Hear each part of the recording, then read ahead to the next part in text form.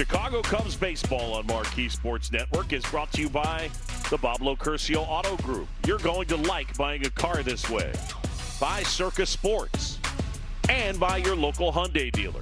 Find the dealer nearest you at buyhyundai.com. Hey, back here at Wrigley Kerrywood Bobblehead Day. And blue skies, chilly temperatures. We send it downstairs and check in with Taylor McGregor. And a little windy, I think you can tell by my hair here today. But I wanted to get you updated on Nico Horner, who was removed from yesterday's game with left neck tightness. He is not in the lineup here today. He told us post-game yesterday that it was something he felt before the game yesterday, and then as the game started, he felt like he just couldn't do his job to the best of his ability. So still symptomatic here today, not in the lineup, but the hope is that he will be back in there tomorrow. Also, Daniel Palencia is back from his rehab assignment, and the hope is if he feels good today, that he will be activated in the next couple of days. Good. Shota Imanaga on the mound as the Cubs turn to the lefty to make it 10 in a row at home. He's got to wait for Carson Kelly, though, with his buddy back there. Oh, my gosh. Yes. And what about Shota, JD? Yeah, well, you take a look at a little profile here on the lefty. His velo is up. That's good news, averaging 92 miles an hour with his fastball. He's actually thrown fewer strikes, but he's getting more chase out of the zone, and fly ball home run guy has always been an issue, but just 2 long ones allowed over his last 5 starts.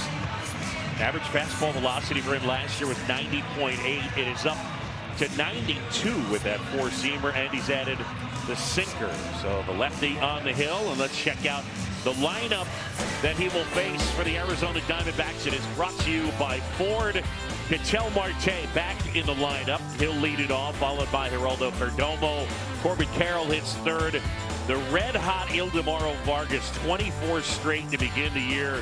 Gurriel Arenado is the DH. Fernandez, McCann, and Jorge Barrosa.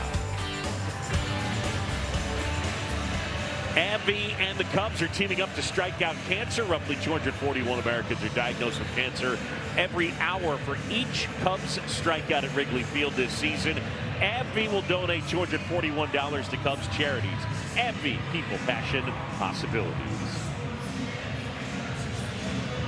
So Shota on the mound, and the lefty going to work against the Diamondbacks. It's a Diamondback team that has really worn out left-handed pitching. 297 team batting average against lefties, 470 slugging percentage, tops in Major League Baseball.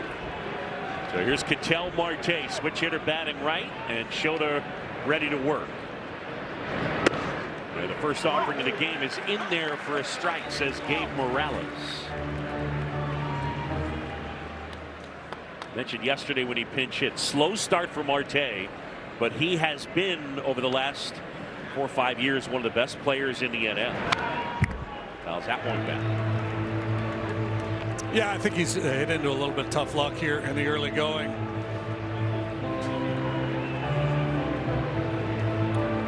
Diamondbacks, pretty aggressive group. They don't take a lot of walks, and there you see wins above replacement, primary second baseman since 2023. He's the leader of the pack, just ahead of Nico.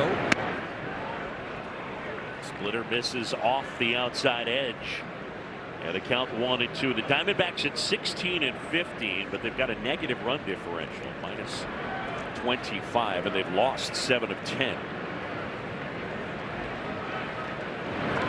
Swing and a miss, and Imanaga gets the strikeout to begin. Formula remains pretty much the same for Imanaga. The 4-seam fastball and then the splitter. He'll climb the ladder with the 4-seamer. He'll get chases with that, and he'll get swing and miss on that split finger pitch. I mean, he has been really difficult to hit this year. League batting just 171 against Shota Imanaga.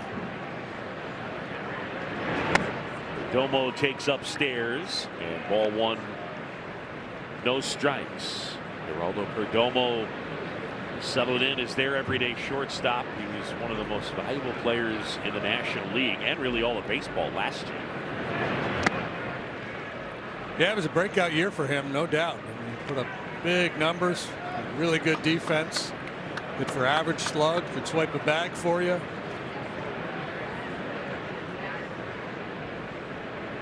Two balls, no strikes to count. And that is in there for a strike. Cubs had a 6-1 lead in the middle innings of yesterday's game. Perdomo had a 3-run home run, and all of a sudden things got a little tight and tense before the Cubs were ultimately able to hang on and win that one. I thought you were loose the whole game. We try to keep it loose. In the air, center field, Crow Armstrong out number 2. PCA got his Gold Glove prior to today's game, the first of what we expect to be more than a few for PCA. Yeah, I think year in and year out he's going to be the odds-on favorite to win that award. 2 down, bases empty, and it's Corbin Carroll.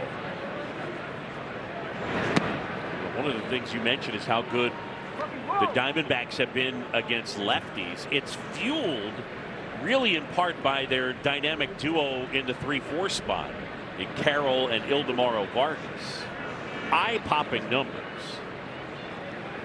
1-0, too high. Yeah, 3-4 shut the door. You got to neutralize these guys if you can. Look at those numbers. 462 for Carroll, 452 for Vargas. OPS well up over 1,000 for both. On the ground, fair ball down the line. It'll kick off the sidewall. Suzuki will pick it up and they'll hold Carroll to a single. They just snuck that one in between Bush and the line. Carroll's a good high ball hitter. Yesterday they were beating him with fastballs. This time he wins the battle, gets on top of that one. You saw him hesitate coming out of the box. He thought perhaps that ball was foul. I don't think it made a difference. I don't think he was going to get 2 there. It was so well played by Suzuki and Wright. So Carroll at first, and here is Ildemaro Vargas. And that one squirts away from Miguel Amaya, who races all the way to the backstop. It was a pitch in the dirt. I think because he contacted it, I think he thought he had stopped it and it dropped in front, but it got past him. Yeah. I think you're exactly right. I think he felt like he had kind of knocked this one down at least, but squirts through the 5-hole. And then he's got to dance around the home plate umpire. And by that time, Carroll easily into second base.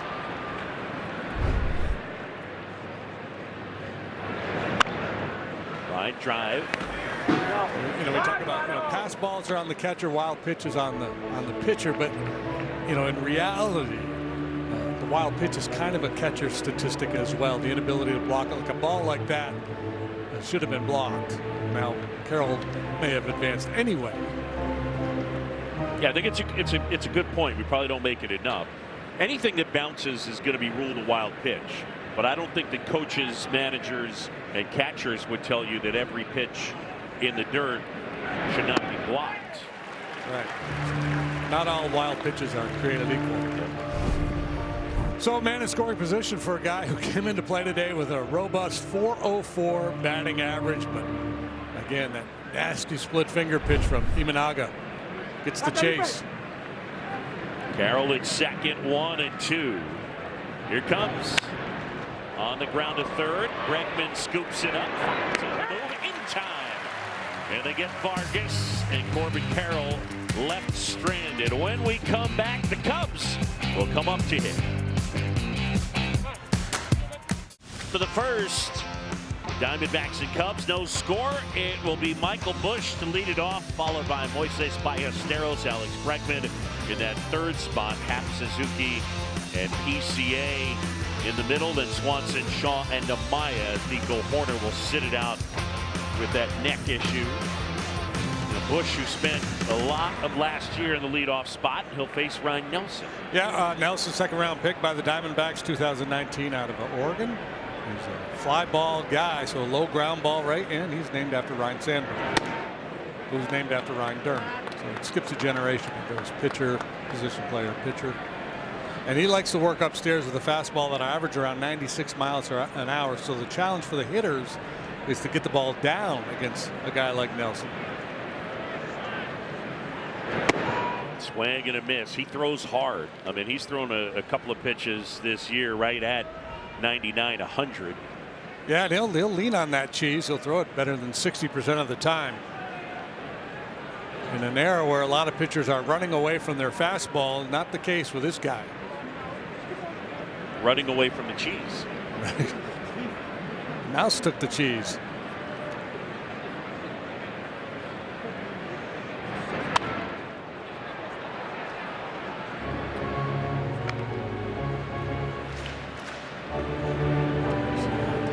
His quality contact yesterday leading to those robust exit velos.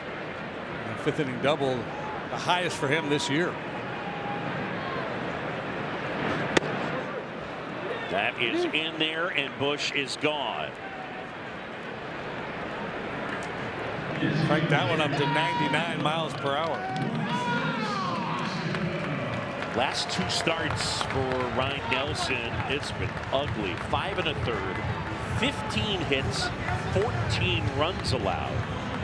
Last time out, he got hit around by the Padres in Mexico. Before that, in his previous start, he lasted a 1/3 of an inning against the Blue Jays. Yeah, they dropped an 8 spot on him. Snowman. Prior to that, he'd been fine. His first 4 starts, he had a 3.54 ERA.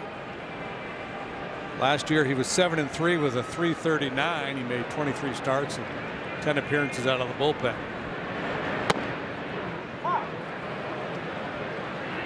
He seems intent on setting a tone here this afternoon, doesn't he? With the Ched? Yeah, just coming right after these guys with that good heater. Mark Gubiza, by the way, weighing in. We missed an opportunity for Mo Larry pitchers. That one in the air and caught by the third baseman Fernandez, and that is out number 2. But we talked about the ball not being on the ground with these 2 guys. Only Eric Lauer has a lower ground ball rate than Ryan Nelson, and Shota Imanaga's in the mix. I mean, not a surprise when Shota is right for the most part. There's a lot of fly balls and a lot of strikeouts. Yeah, and so, you know, day game here at Wrigley, another windy day, so there could be some adventures on balls in the air.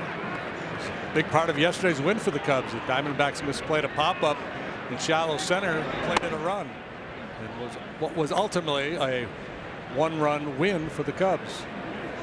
Yeah, and Torey Lovullo was not happy about that. In fact, in the dugout at a certain point, a guy who's known for, I would say, a more placid demeanor, and he barked at his team to wake the bleep up in the middle of their dugout, and that is not a standard operating procedure for him. Well, and that's when it has impact. When it's not standard operating procedure, it gets everybody's attention.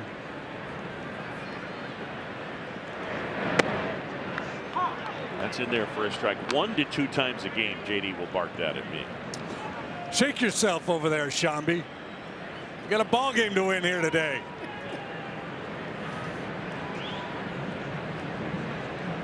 Ten pitches, 10 four-seamers for Ryan Nelson. They have really been struggling in the pitching department. Here's a 1-2, and that's downstairs. Corbin Burns, prior to last year, signed 6 years, $210 million, went 11 starts, a 2.66 ERA, and then was on the IL and had Tommy John surgery. He's expected back right around the All-Star break. And a swing and a miss, and Ryan Nelson aggressive. He gets a 1, 2, 3, including a pair of strikeouts.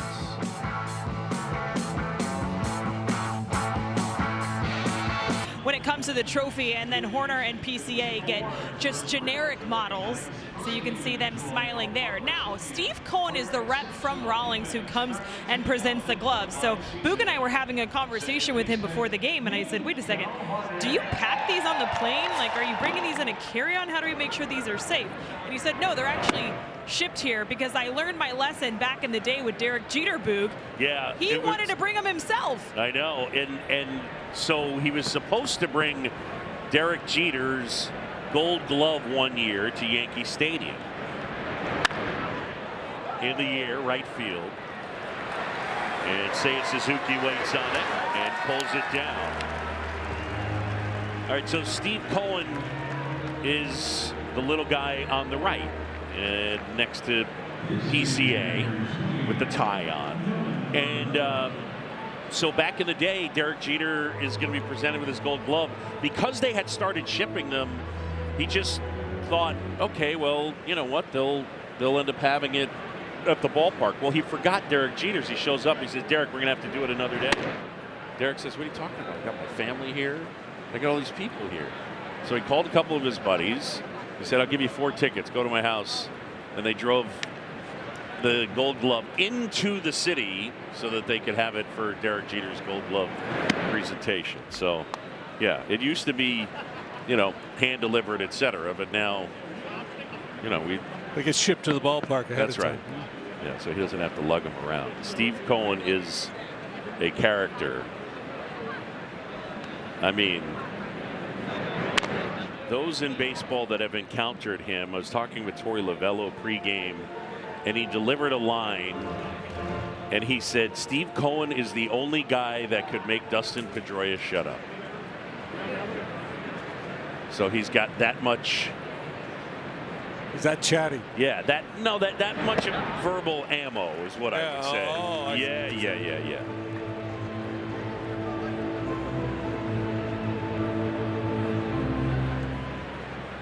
Nolan Arenado here. Arenado doing the DHing. Foul tipped into the mitt of Amaya. It's a strikeout. All right, so the Golden Saturday, as T-Mac said, Horner, Happ, and PCA for Nico his second. Happ is 4th in a row. And Pete Crow Armstrong, first of what should be many in the Cubs, the team Gold Glove Award. They were first in outs above average, second in defensive runs saved. I said to Steve, as we mentioned, the National League Platinum Glove went to Fernando Tatis Jr. And I said, I think you probably need to apologize to Pete. Just, you know, as a joke. And he told me that when he went inside later, that Pete was kind of wearing him out about it as well.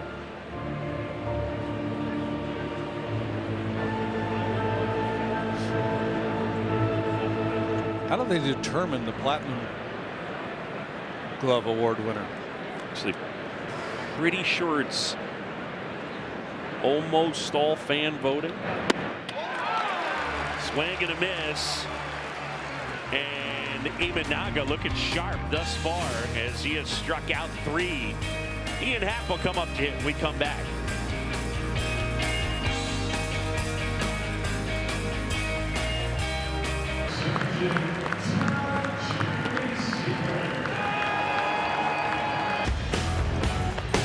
Hey, welcome back, Cub fans. New arrivals just hit the Wrigley Field collection. Shop caps, apparel, and accessories at ivyshop.com or the Cub store at Gallagher Way. I like that hat. It says Wrigley Field right there. Boom. Yeah, man. Wrigley Field.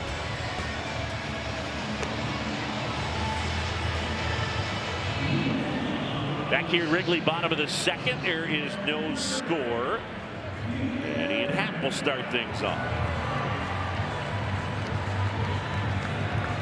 Going back to yesterday, 29 of the last 31 batters have been retired in this game. Diamondbacks bullpen was locked down after Zach Gallen came out of the game.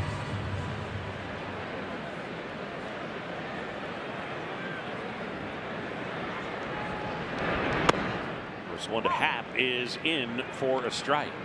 Little cutter there. So after all the 4-seamers, it shows a little bit of a wrinkle. Still playing that power game.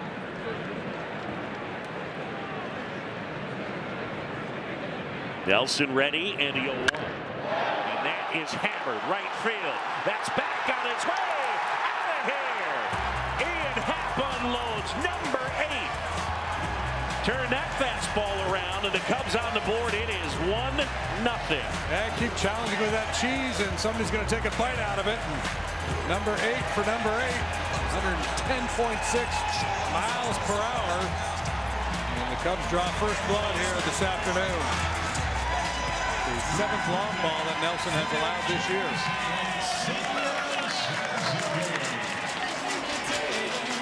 Oh, the gauntlet of love. And Ian Happ, number 8, on his back. And in the home run column. He's got a nice day underway, doesn't he? He collects his Gold Glove award and goes deep. Right.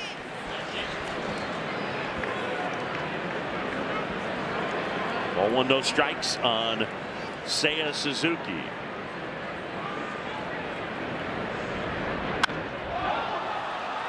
Fly ball right field. Corbin Carroll. You know, we probably should take another look at that home run. And it's brought to you by Toyota, official vehicle of the Chicago Cubs. 97 miles an hour, but out over the plate, up above the knees, and a beautiful swing from Ian Happ.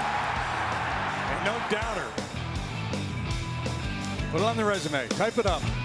Today, I won a Gold Glove, and I hit a long home run. Here's Pete Crow Armstrong. First pitch swinging and fouls it down the left side and out of play. Downstairs and Taylor. You might have noticed PCA changing his walkout music. He now walks up to end of beginning. When I'm back in Chicago. You get the point. Yep. I asked him about go that. Ahead, keep going. Keep going. I can name that tune in 11 notes. And he said, well, I have to keep up with Alex Bregman, who seems to change it every other day. But really, the moral of the story is sometimes when you don't feel great at the plate, you change your walkout music. And once you finally feel in tune, it'll stick. But for now, both of them are still trying to find their way, which also means they're trying to find their walkout music. Yeah, I think that's one of the things they talk about in spring training. Find a good song. When they have the meetings, yeah, you got to work on your swing and you got to work on your song.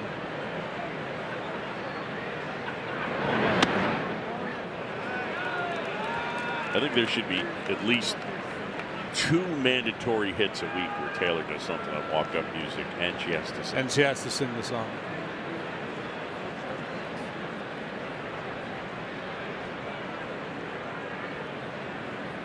Nelson ready, fires.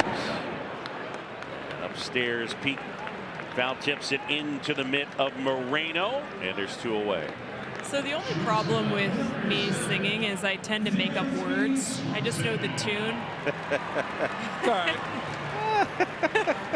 So people might get a little confused what song I'm singing.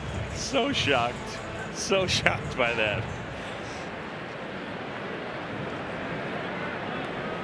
There's Dansby now.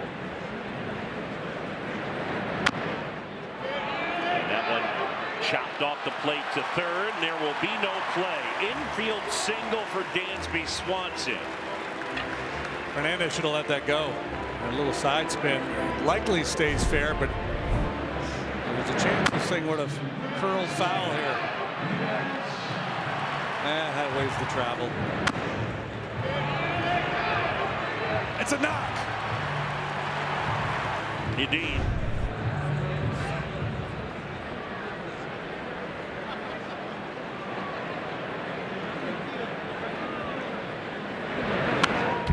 Shaw fouls it back, and it's 0-1. By the way, for Ian Happ, he's got 8 homers. 7 of them have come here at Wrigley. So in the early part of the year, where it's not usually especially friendly to home run hitters. No, and it doesn't appear to be a hitter's day today either. Well, I watched him out of the box, and I mean, he waffled that thing, and I think the conditions in this park, and just when you're hitting it to straight right in that deep corner, you can't just walk it out of the box like you know you got it. I mean, they've just seen it happen too many times. Yeah. Well, do you think about the one he hit right-handed? Was it opening day into that wind? Hit a wall.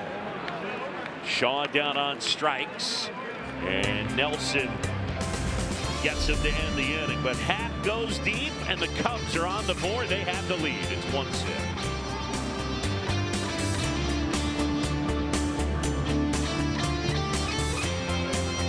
As you take a look at Ian Happ, he is now tied with Alfonso Soriano for 12th in Cubs history with 181 homers. Up next, it is Hack Wilson. Congrats to Ian. Continues to climb that leaderboard. As Imanaga delivers a strike to James McCann. Yeah, you're getting this high cotton there when you're closing in on Hack Wilson.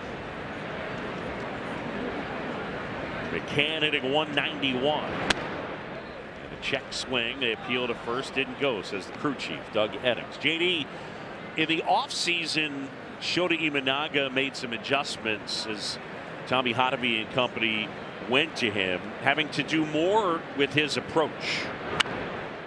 On the ground, softly hit. Shaw shuffles to his left and throws out McCann. And there's one away. Nice play by Matt. I had to scramble. He was playing up the middle, had a good ways to travel there. The good news was he had a slow-footed catcher running. That bought him a little time. Last year, Shota Imanaga threw the ball in the zone a ton, 54%. It was the 11th highest rate in baseball. Cubs felt like there was more chase available for Shota Imanaga and maybe needed to take it out of the zone a little bit. So look at these numbers, and there is absolutely intent here. So last year had good chase and threw it in zone a lot. This year, look at the drop in zone rate from 54% to 42.8%. I mean, you're talking about basically 11 percentage points. Yeah, and you see the chase rate, the highest in Major League Baseball this year, better than 40%. So that's swings at pitches out of the zone. I've said it often over the years, strikes can be overrated. Aggressiveness can be overrated in this sport. And, you throw enough strikes to get hitters into swing mode and then work out of the zone, especially the way his pitches play, that high fastball and the split. Yeah, so again, he throws the 6th fewest rate of strikes, and it just goes to show you he's doing that on purpose. So it's not, and for the most part, the guys that are that low aren't doing it on purpose. When you're in the bottom 6, it's usually more, I'm struggling to throw strikes. Popped up, Amaya, foul ground, makes the catch. No, Miggy back there, yeah, I wasn't sure if he was going to be able to come up with that or not. I think it hit the screen. And Gabe Morales, wasn't a real emphatic call, but he ruled dead ball. There you go. I mean, for my money, it should count anyway. I agree. It's harder to catch a deflected ball than no doubt. Deflected. I mean, this is an out on the playground. All right, so it hit the screen.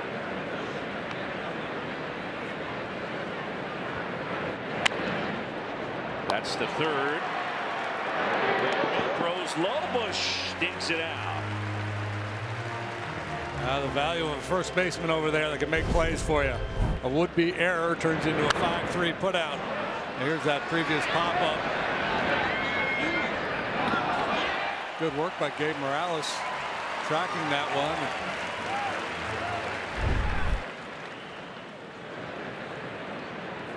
I grew up in a city. I'm used to it redirects off the building. All kinds of rules, yeah. Catching that thing, man. Off Mrs. Smith's window. That's right. Extra bases. First offering downstairs to Ketel Marte.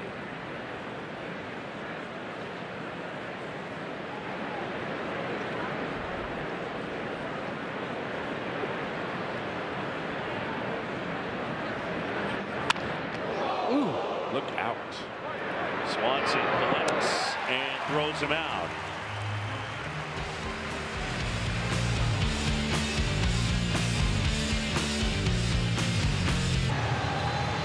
Live odds brought to you by Bet365, where winning is everything. And Miguel Amaya will come up to the plate. Well, 1-6-3 on the scorecard because this ball scalded back at Shota. It gets a little leather on it, slows it down for Dansby, and they are able to get the out. No worries. 98.6.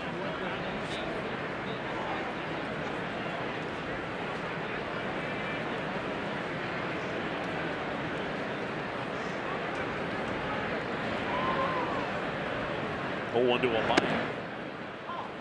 That's on the outside corner. And a challenge. The batter's challenging the strike call. ABS presented by T-Mobile, and it's a ball. The pitch is the ball. Chicago retains their 2 challenges. That's a high-risk challenge right there. Yeah. You got it right. This early in the game, normally you're looking for a high-leverage situation, either a decision pitch, strikeout or walk, or maybe a couple guys on base.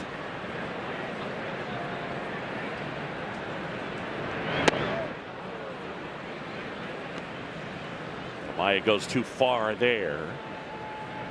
It'll be 9-1 and 2. Amaya, then Bush, then Ballesteros. Cubs lead 1-0 on an Ian Happ solo homer.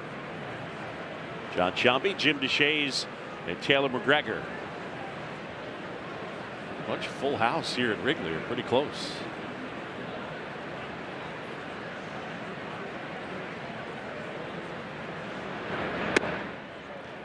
A lot of folks lining up early to get that Kerry Wood bobblehead. That was the giveaway here this afternoon. Well, also it's Mike Leary's birthday. At 2, yep. Happy birthday to our outstanding producer, Mike Leary. His bobblehead day is tomorrow.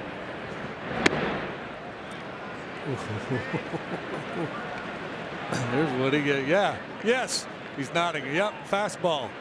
98 miles an hour. Somebody called Joe Rios. Does Kerry get that? Does he get to have that? Nelson, 3-2.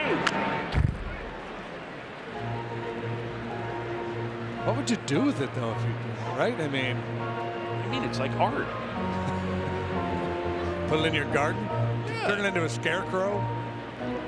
Just every once in a while you go, you tap the top of the head, bobbles around.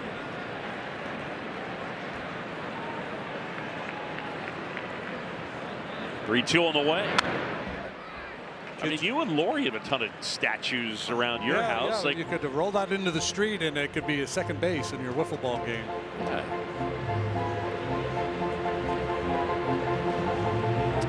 Yeah, well, you know, one of the things we say about pitching, it's important not to be predictable, but Nelson has been very predictable here today. Here it is, boys, catch me if you can. We'll see when the lineup turns over as he faces these hitters for a second time whether he changes his approach.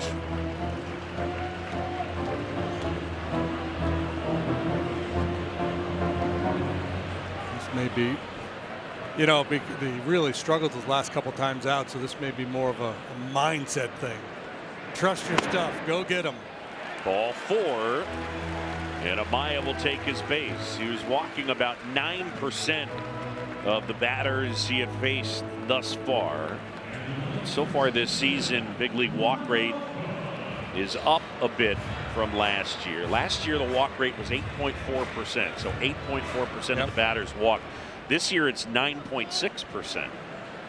Got to have a good bit to do with ABS. You would think. Yeah, I would think so. Ball 1 to Michael Bush. Amaya saw 9 pitches and fouled off 3 full count pitches.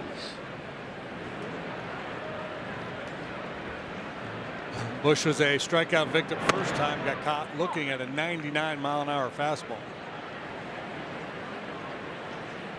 So he has changed things up a little bit here. The walk to Amaya was with the slider. Now he's gone back-to-back cutters to Bushy.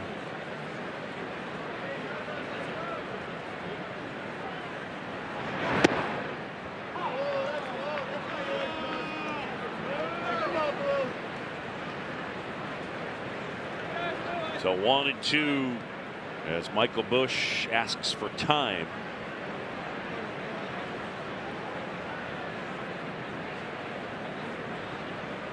Amaya at first and nobody out. In the dirt, and that almost got past the catcher James McCann. McCann starting here today. See him digging that out on the backhand. Yeah, that was an impressive stop here. Set up away. He pulls that fastball 97 into the dirt.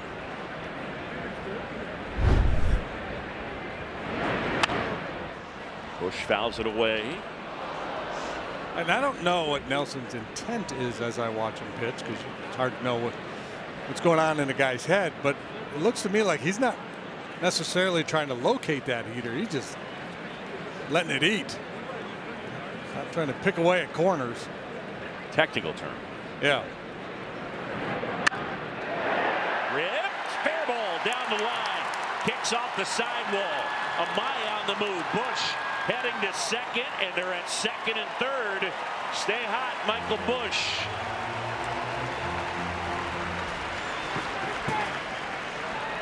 Well, 3 times over 100 miles an hour yesterday for Bush, and here he goes again, 101 miles per hour on this 2-base hit. And this double is brought to you by Elgin Hyundai, home of the 20-year and 200,000-mile warranty on every new car.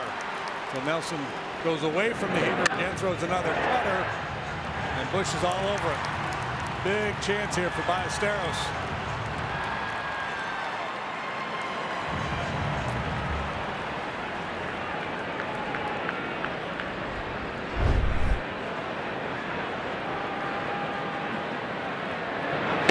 First one to Mo is in for a strike.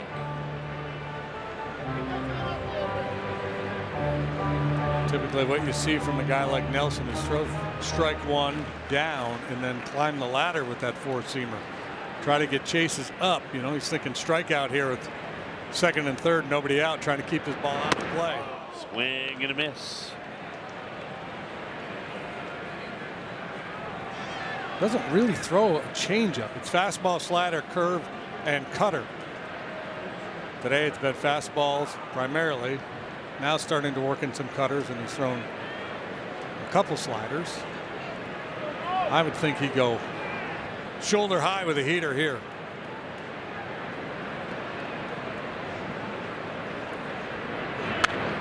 Oh, that's a mistake. Yes. In my book. I don't think you want to throw that fastball down there. I don't think that's where James McCann wanted it. I don't care. Happy zone right there. Yeah, I was about to say, I don't care how hard you throw. You give him that in that spot, I would say it's going to work out well for Ballesteros most of the time. That's the one. Right.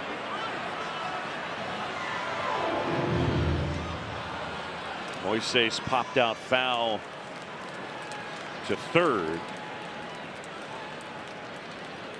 And that was back in inning number 1. We're in the bottom half of the third inning, and the Cubs threatening. Second and third, nobody out. 0-2 on Ballesteros. In the dirt.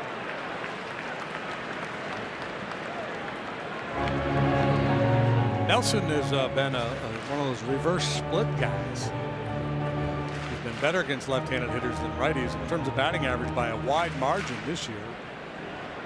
Coming into play today, righties hitting .308 against them, lefties just .214.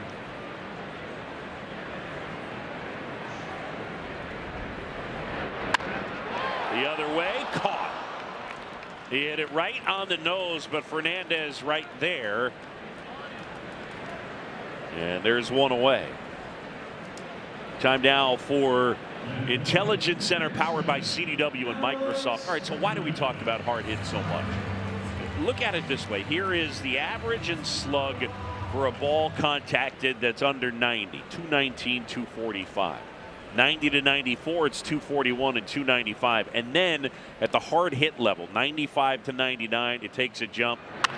And for 100 miles an hour, it goes up even more.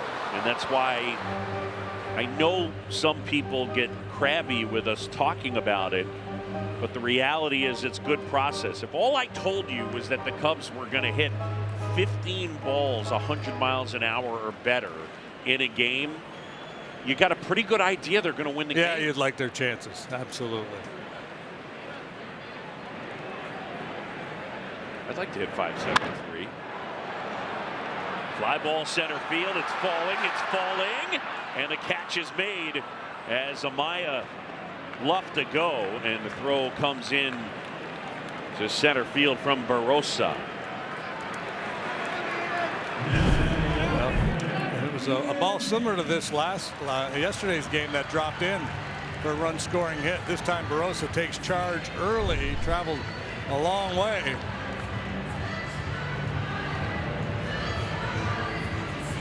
Yeah, and that's why, you know, it happens all the time when we watch baseball games, and not to throw any of our colleagues under the bus, but you always, whenever somebody like hits a little flare the other way for a hit, and they'll kind of scoff about exit velo. I mean, there are outliers. The numbers aren't lying. Yeah, the numbers don't lie. Line drives play, and they always will, always have. Hitting the ball hard plays. So a little kneading on the mound. Speaking of hitting the ball hard, Ian Happ, his first time up over 110. Most homers at Wrigley this year. Happ has 7 of them. Saya's got 3, and a group of guys with 2 apiece. Happ, who got his 4th Gold Glove, and they're going to intentionally walk him. What do you think about that? I think it's interesting, right? He's a reverse split guy, so he's had success against lefties. I'm sure Torey Lovullo's got his, like all managers do, their matrix of outcomes, certain hitter-pitcher matchups that they think really tilts in their guy's favor. And there may be some recency bias with that home run last time up. And there's a strike to Saya. Always a little nervous about forcing a pitcher into a bases loaded. Yeah, no room to put this guy mentality.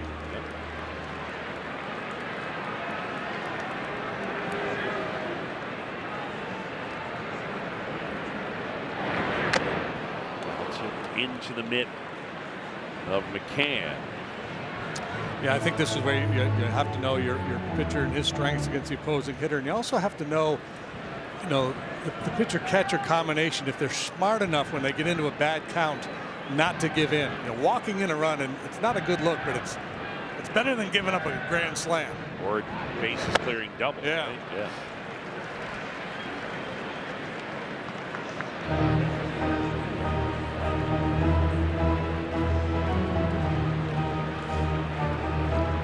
As a pitcher, sometimes you're wishing you had thrown a few more breaking balls early just to have confidence in your ability to throw a swing and miss slider. 2-2 or 1-2 is fouled back. Suzuki flied to right his first time. For Ian Happ, by the way, with the homer, it's 23 straight games on base. I would think he'd spin one here eventually. Just reaching back.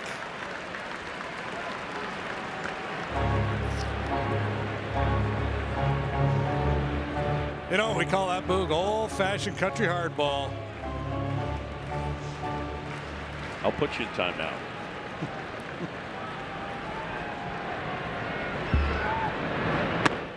Inside, and now it's 3-2, and here comes a crowd. PCA lurking in the on-deck circle. It's Amaya at third, Bush at second, Happ at first, all loaded up for Seiya Suzuki. 3 balls, 2 strikes, 2 outs. Here comes the heater, and he popped it up. Gurriel coming on and makes the catch. Cubs leave him loaded. We'll head to the 4th.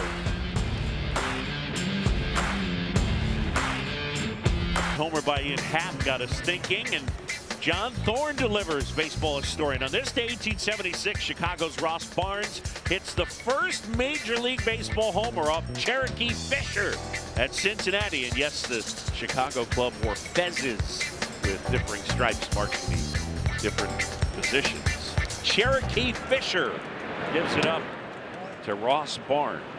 No friend of Sheriff Blake. You know, they wore the fezzes back in the day because a lot of those guys, they doubled as bellhops because you didn't make a whole lot of money in baseball. So they play a game and wear their fez, and then they go to the hotel.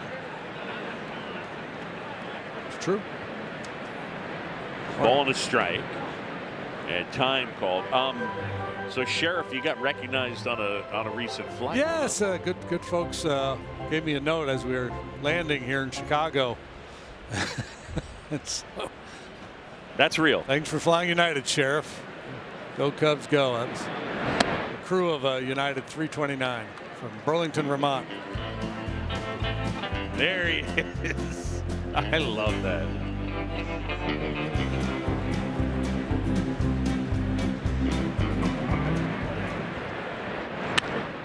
Line drive, base hit left field. Perdomo, the leadoff man, is aboard.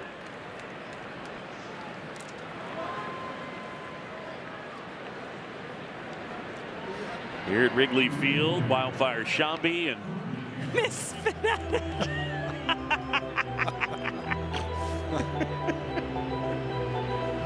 Yeah, it's tough, Taylor, having a long-distance relationship like that. You So get to see the hard. Fanatic. And we both have baseball your husband once a schedules. year, yeah. gosh. It's really tough. I was texting him the other day. I was trying to convince him to make a roadie, yeah. yeah, surprise visit in Chicago. Why not? He's got to have a hard time texting with those big furry fingers, right? Yeah, Big I think fingers. he uses his toes actually. I was told. Drove it to Sorta. first. Perdomo back in. He's got the Well, Matthew Boyd pickoff work. school, yeah. Yeah, yes. We got to ask Matthew Boyd that. How many guys have asked him? Because I would bet you Shota probably has. Yes, At least I asked would him to think. show him. Yeah, you watch him do his thing. And See the piece in the Sun-Times Gordon Eads wrote about Shota Imanaga. It was really well done and just talked about him adjusting to the United States and just being open to learning, being willing. Popped up. Bregman near the base, wanders into foul ground and makes the catch as he chases J.R. House out of the third base coach's box. Now, one of the lines in the story was, Shota said, starting from this third year, I've decided to stop thinking of myself as Japanese. After all, I'm in the United States. I want to carry myself proudly as a major leaguer. And it's just interesting in terms of the accountability and how hard he is on himself. Well, one of the other things he said is, nobody made me come to the U.S. to play baseball. It was my decision, right? That was my decision. There are people around me, my interpreter, sports staff, training staff. I know I can rely on them when I need to, but because it was my decision to come, I want to do some things of my own. yeah, good for him. That's can't be easy. I hope that we're able to put across, at least to some degree, what an engaging guy he is, because he is as curious and fun as it gets. Fly ball center field. Pico Armstrong there to make the catch, and back to first is Perdomo. T-Mac, you get a chance to talk to him. You interview him through Edwin, but also just engage him like I do, sometimes for fun, sometimes trying to find things out. And it's amazing that even with the language barrier, you still get a real connection to him. It's amazing. He's so much fun. Actually, I was talking to him a couple days ago. I was asking him about his hair because sometimes I'm curious how he gets that looking so flow. And he was like, well, you know, I only get 2 haircuts a year. One was in October, and he hasn't gotten his second one yet within the calendar year. He said he's waiting for an off day after his start. Very specific. But it's just little stuff like that. He Yes. knows we find interesting and funny, Yep. and he shares it with us, which I love. Yeah, he's a special cat. I'd be interested. One of the things I haven't asked him, JD, Yes. was he like this in Japan? I mean, I know that we get an idea of what his personality is. I would assume so, right? Yeah.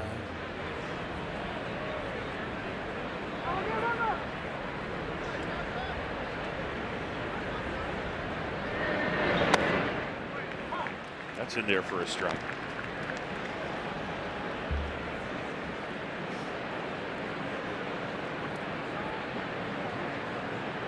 Lourdes Gurriel Jr. came over with Moreno in a deal that sent Dalton Varsho to the Blue Jays. It's fouled off.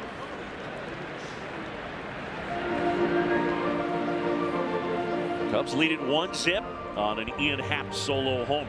Shota Imanaga has been sharp here today. Gurriel go nuts against the Cubs in Arizona last year. I think he had a real big series.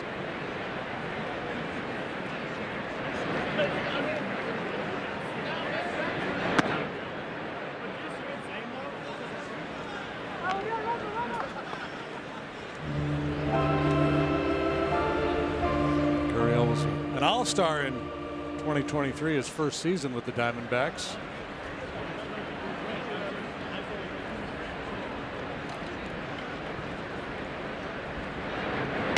Swing and a miss, struck him out. He pitches around the leadoff single, and Imanaga with 4 punch outs here today.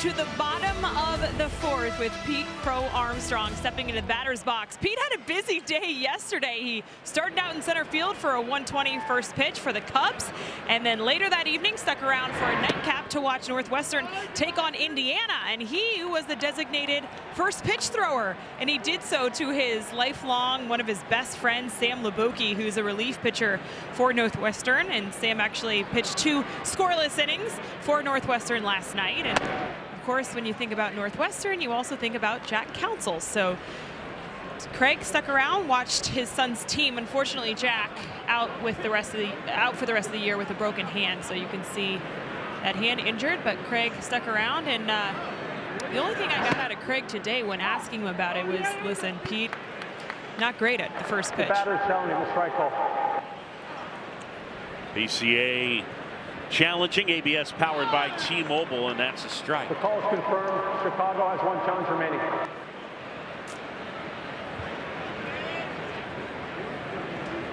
So it was a shaky first pitch from PCA. Yeah, apparently there was a 9-year-old who also threw out a first pitch, and he said he got shown up by the 9-year-old. Wow. Yeah. Nelson and a 2-1. Fly ball center field, pretty well hit. Barossa back, and Barossa makes the catch. The way Barossa tracked that ball, looked like the wind got a hold of it because he was kind of retreating to the wall, and then he kind of adjusted his route a little bit. You'll see it here. It's a slicing fly ball. Finds the wall, finds the ball, and just kind of runs parallel to the ivy. So 1 down, and it'll bring up Dansby Swanson. Barossa to start in center field. Ball 1 to Dansby. There's another college game tonight after this one, and it's Prairie View A&M and Alabama A&M. The first ever HBCU college game played here at Wrigley, which is really cool. Long throw, picked at first by Vargas, and there's 2 down. So Fernandez had a long way to get that over there. And Fernandez, who played first base yesterday, the hot corner here today, doesn't really step into that throw, just gets rid of it in a hurry and leans on Vargas to make a play for him. So both first basemen making nice picks here. And both guys are using a Carlos Santana glove. I think, yeah, that's Santana's glove, because you see it's a gold glove for Ildemaro Vargas. And, it's purple. Well, it's purple with the gold patch. And yesterday Fernandez had a black model of Santana's over there at first. That one fell. Oh, by the way. Yes. You know, T-Mac pregame got a chance to catch up with Ildemaro Vargas. And because we're children here in the Budweiser broadcast booth, this Bud's for you for over 150 years. I'm John, he's Jim. Am I going to have to wait on this? Either that or talk real fast. That's a tease. We'll be back with more on Vargas. It's a great joke. These words.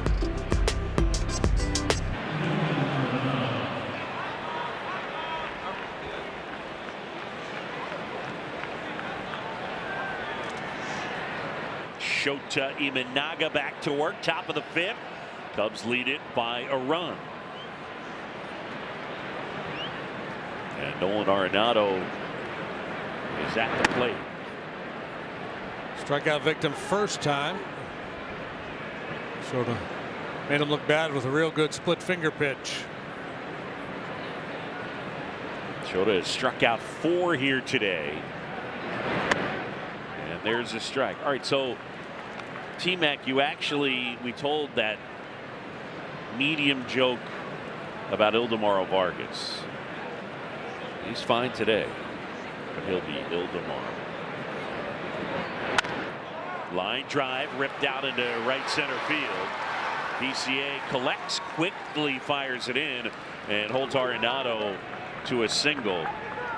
You asked him, what did you ask him? Well, I said, you're Ted Williams today, but you'll be ill tomorrow.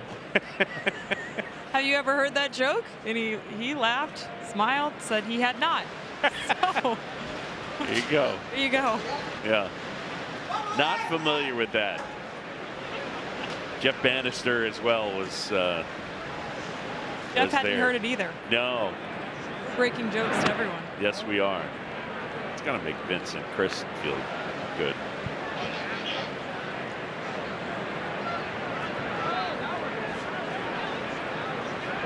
Jose Fernandez here, 22-year-old kid from Venezuela, whose season's off to a real nice start.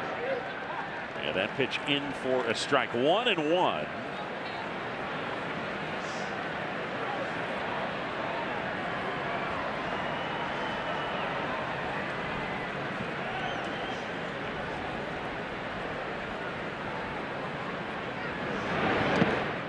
Good stop back there by Amaya. Last time out against the Dodgers did not go particularly well for Shota. He allowed 5 runs in 5 1/3. 3 of those runs came in the first inning. He walked 3 in that game, a season high. He rarely walks guys.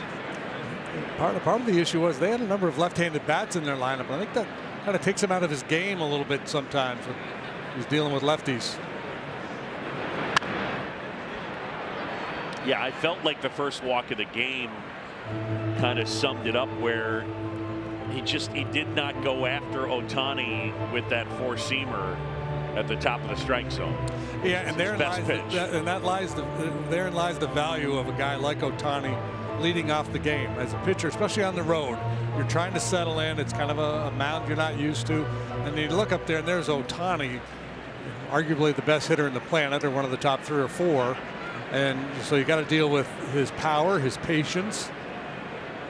It could be a little unsettling.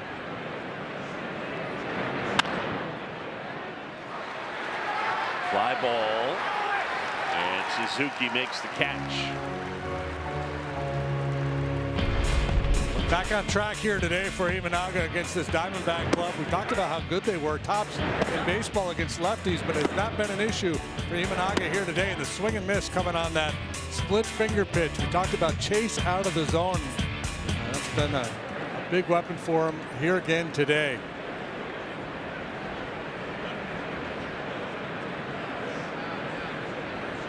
Cubs last year, their entire staff had the lowest walk rate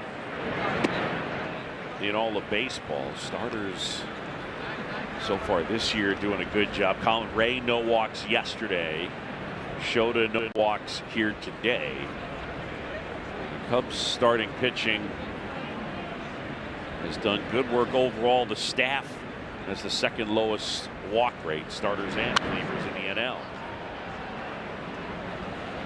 Maybe the most telling stat on James McCann so far this year is that he's had to pitch 4 times already. Yeah. Diamondbacks had a number of games where they've gotten blown out, leading to that somewhat skewed run differential.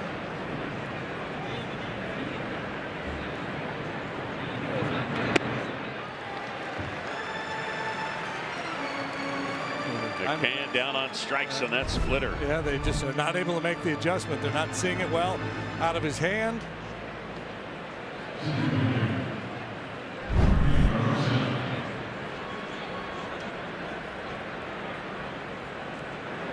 So 2 down, and here is Jorge Barrosa.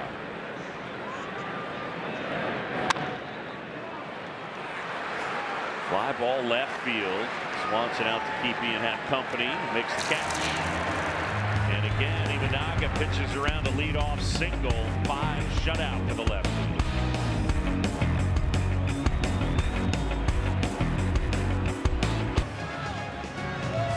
Fans, visit Cubs Trending inside the Marquee Sports app for all the top highlights, interviews, and must-watch moments all season long. Presented by Jeff Vukovich, your local nationwide insurance agent. Visit jeffvuk.com. Nationwide is on your side. 847-825-4783. jeffvuk.com.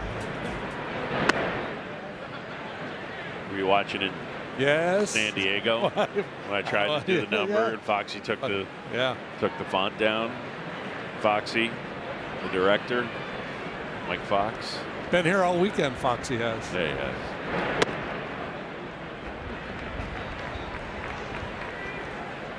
Two balls, no strikes to count. Amaya, then Bush, then Ballesteros.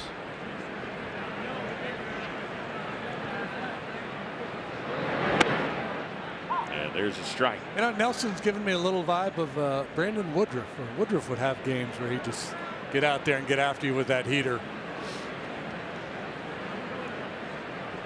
He had to come out of his start the other day. His velo was way down.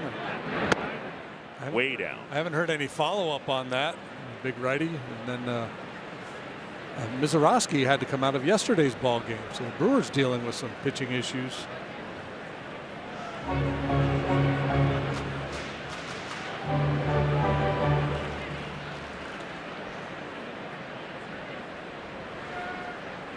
Nelson delivers to Amaya.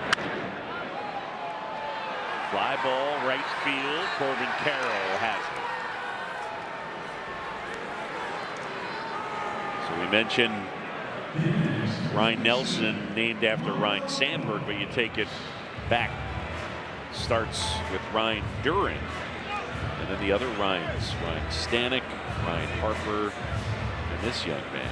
4 plus Duran, the original, but the greatest of them all, our guy. I know. HOF. Hey. Cutter got away from him.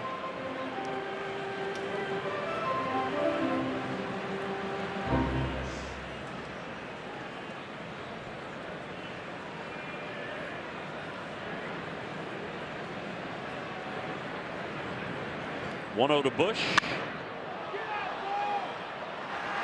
And that's the center.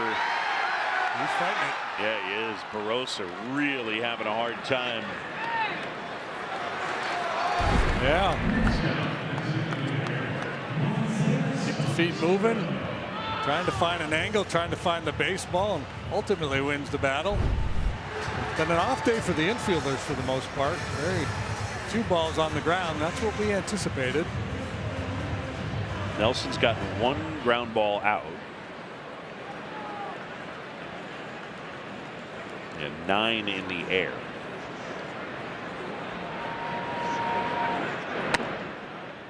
Ballesteros takes outside for a ball. Mo in this one has popped out foul, and he's lined out to third.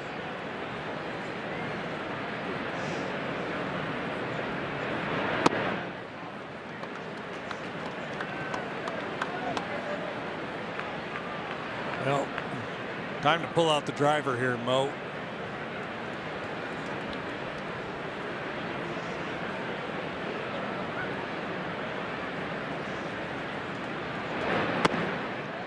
Missed outside, and now 3-0.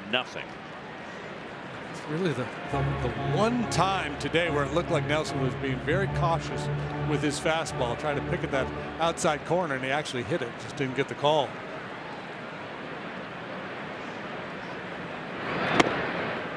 And that's in for a strike.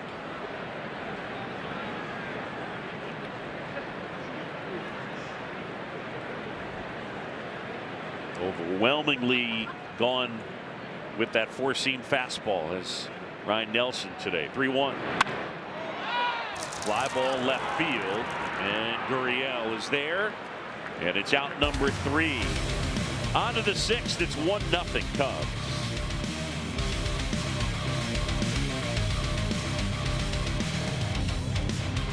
Time now to play mound ball, presented by Tasty Trade. If the ball stayed on the mound, Cubs season ticket holder Bob Watkins would have won the $1,000 Tasty Trade jackpot. Unfortunately, it did not. Tasty Trade stocks, options, futures, crypto. Hang in there, Bob. It's all right. Just, maybe you have some luck in the Derby tonight. Gabe Morales not able to get it done. Tomorrow it'll be Doug Eddings.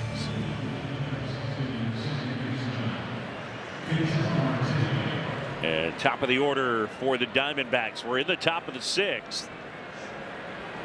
And Imanaga's shut him out through 5 on 3 singles. Cubs with just 3 hits as well. On the ground, Swanson collects. And Marte retired. The 2026 Nissan Frontier, with Ward's most awarded V6 engine in the last 30 years. Nissan, #1 in new vehicle quality. Get 0% APR on select 2026 Frontier trims. Shota back to work, 1 away. And the switch hitter Perdomo shortens to bunt and takes a breaking ball for a strike. All right. Since debuting in 2024, look at this group. Lowest opponent OBP. It's a pretty good group on there with Skubal and Skeens and Wheeler and Yamamoto and Glasnow. I mean, that's the name of the game, right? Trying to get people out. Yeah, that's it, absolutely. You talk whip when you talk about those guys. Walks plus hits per innings pitched. Shota's among the leaders in that department.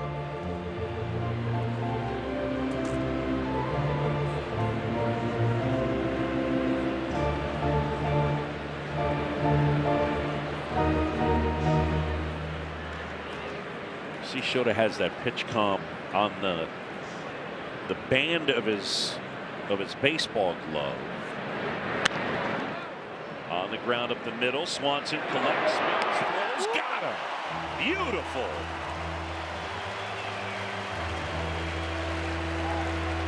He's won a couple of Gold Gloves. Just thinking the same thing. The Gold Gloves were handed out today. Dansby didn't get one, but year in and year out, he can make a case to be a Gold Glove Award winner. Time for our infinity cutting edge moment. And spectacular, beautiful play by Dansby Swanson. Experienced their luxury SUVs today. Can't do it any better than that.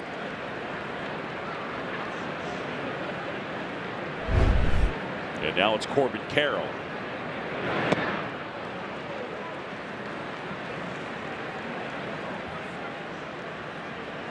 Cubs by outs above average, one of the top defensive team in baseball last year, and so far this year in outs above average. Off to a great start. Swanson, they'll try him again. And Corbin Carroll retired. The Cubs get 3 ground ball outs. We're midway in the 6th. 1-0.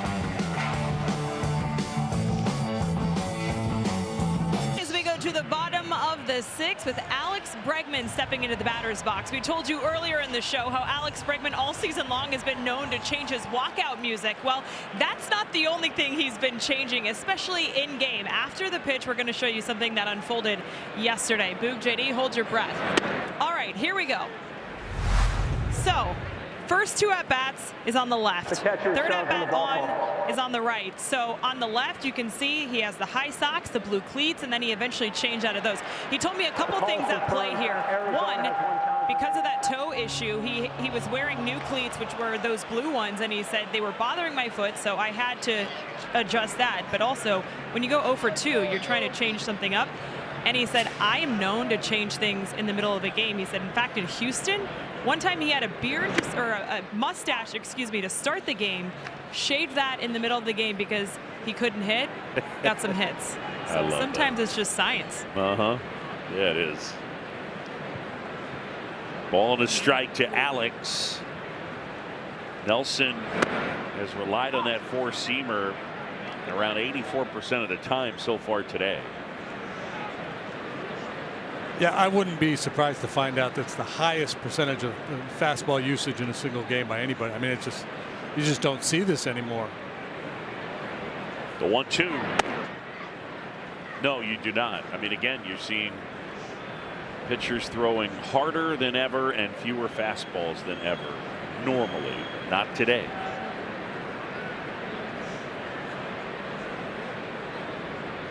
Two.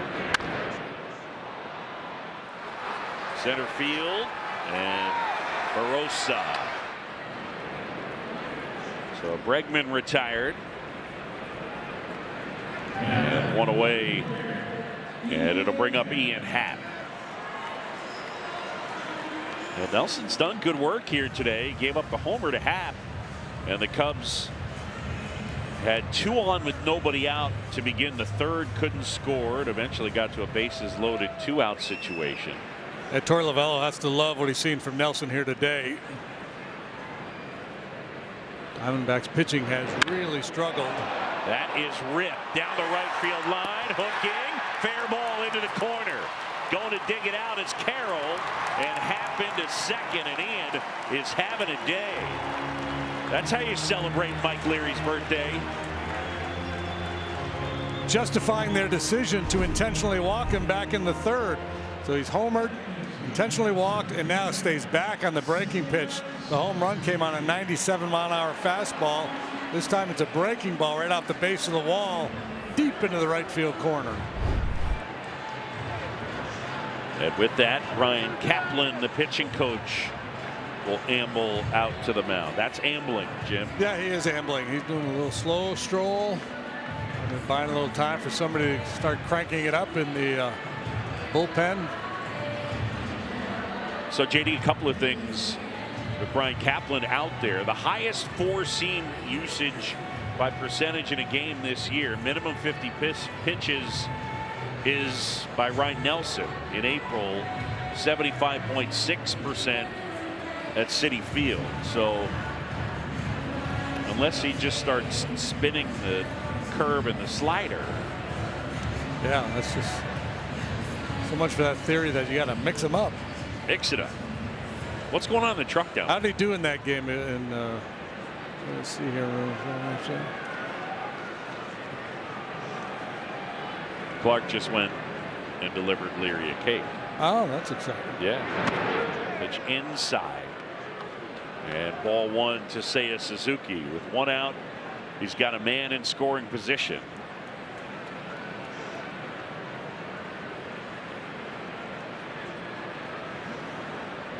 A game in New York where he threw all the fastballs. He was good that day. 5 2/3. He allowed just 1 run. Struck out 5. Didn't walk anybody.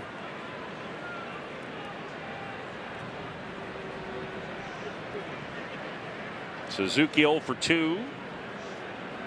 As the Cubs look to add on here in the bottom of the 6th. Right field, Corbin Carroll shading his eyes, and he makes the catch.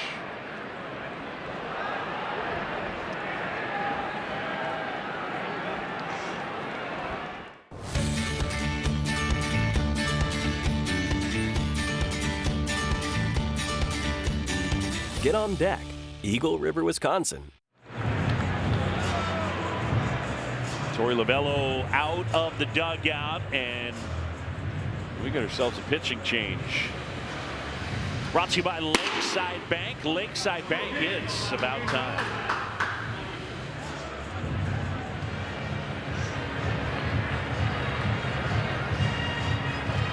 Our guy Clark, there he is, man of the hour. Mike Leary brought him a birthday cake. Clark, you're good people. Also want to say happiest of birthdays to that young lady, Sarah Lang. There she is with PCA. Sarah continues her fight against ALS. We love you. Her and Torey Lovullo have got to become very good friends.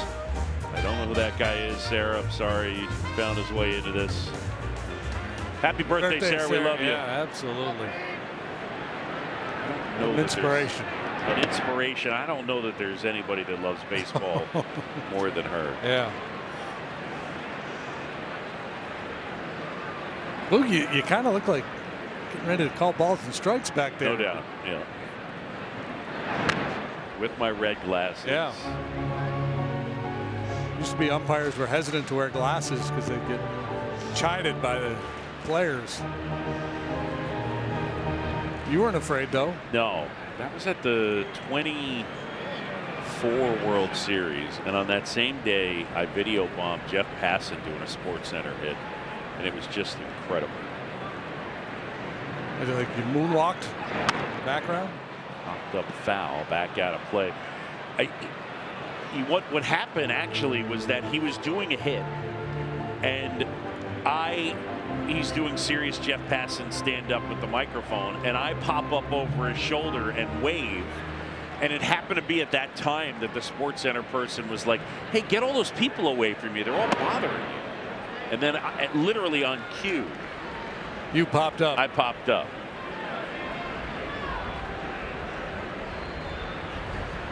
Did you get a letter of reprimand? No, but Jay Harris told me to go away. The Sports Center. PCA lays off. Well, there have not been many opportunities, if any, today for these teams with men in scoring position. Ginkel, 14 pitches and 1 scoreless inning in yesterday's game. 14 2/3 innings so far this year in a 3.68 ERA. And PCA will take his base. And that is not what Torey Lovullo was looking for from Kevin Ginkel. Lights out performance by the Diamondback bullpen yesterday. 4 1/3 and allowed just 2 base runners. 1 hit, 1 walk, no runs. For a bullpen that has been near the bottom of the league all year.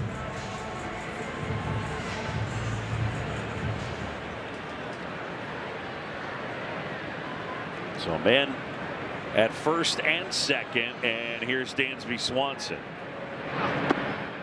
And Swanson laying off. The Cubs as a team, Swanson would be the first guy you'd think of. I think PCA a bit, but just being more selective. It's translating into, as a team, swinging less. That's not the message. It's really been more about swinging at the pitches you can really handle. So even certain strikes, there are certain Cubs that have done a better job of laying off those pitches because they don't do damage on those pitches. Zone in. Now, if you get to 2 strikes, you have to be a little less particular. You know what I like it too, Boog? It's like you go to the buffet. Yeah. Right? In Vegas. And I have a tendency, well, anywhere. Okay. I have a tendency to just start loading my plate.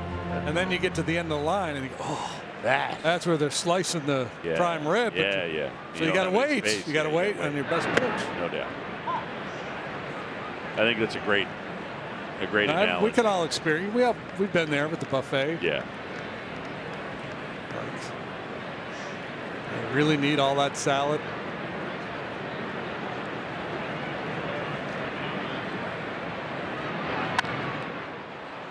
Popped up. JD, I lost it. Where is it? Over here. Out of play. All right, so largest decrease in in-zone swing percentage from last year to this year. Cubs have the biggest decrease. And again, it's not being passive. It's the specific game plan for the specific player. It's not a team-wide thing. It's just a bunch of guys that are really honing in on their individual plan and what they handle and doing a better job of swinging at strikes that are better for them. On the ground to short, Perdomo picks it up. It's to first, and Swanson is out.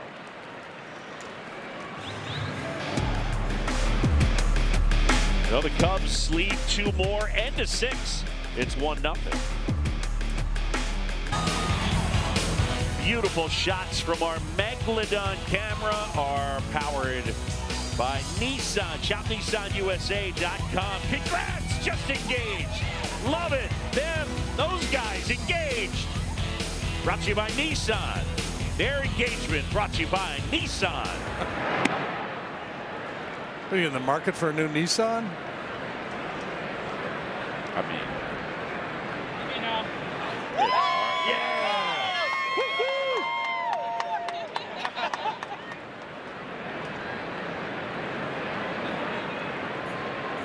the 1-0. I like that somebody had the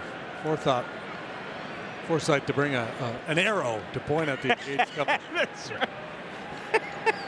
Like, yeah. Somebody better make an arrow. That somebody bringing the sign is sitting there with a just engaged sign, but the people that actually were just engaged are sitting 4 rows over and 2 seats down. Where's the arrow? Yeah, there's the arrow.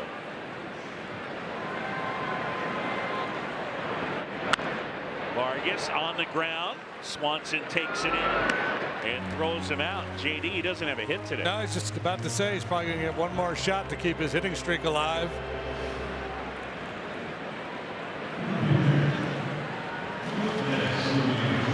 All right, so how about longest hit streaks to start the season? Mauro Vargas right now sitting at 24 straight.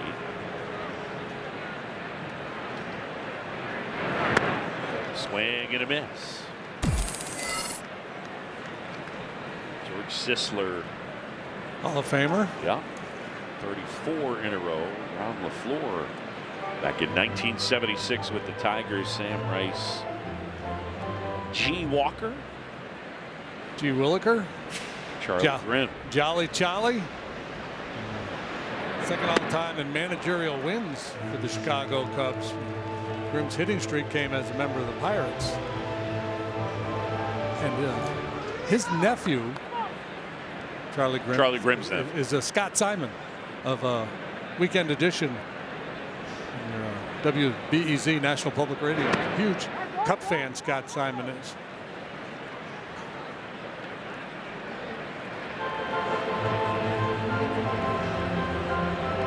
Naga rubbing up the baseball as the lefty here today on 75 pitches has fired 6 shutout innings. Oh, the pitch count fell off.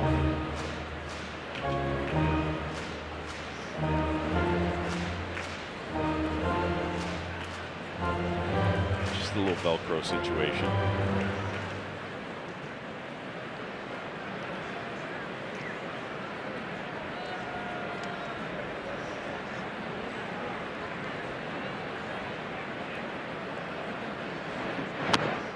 To Gurriel is fouled off at the plate, and they'll do it again. So I guess you could argue that the Diamondbacks have made a little bit of an adjustment. Now they're starting to put that splitter in play a little bit more. Last inning, everything was on the ground. Still has him, for the most part, off balance out on that front foot. That is ripped left field. Happ chasing after it. And that'll bang up against the wall. Happ fires it in. Gurriel will slide in with a 1-out double.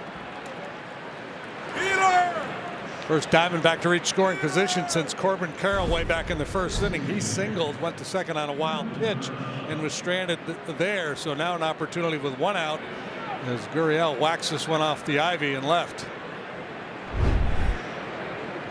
Ivy's starting to come in. Yeah, it is. Looking good.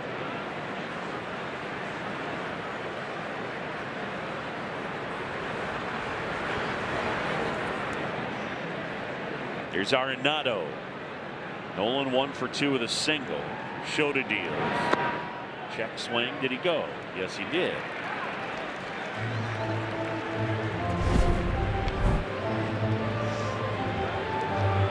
Yep.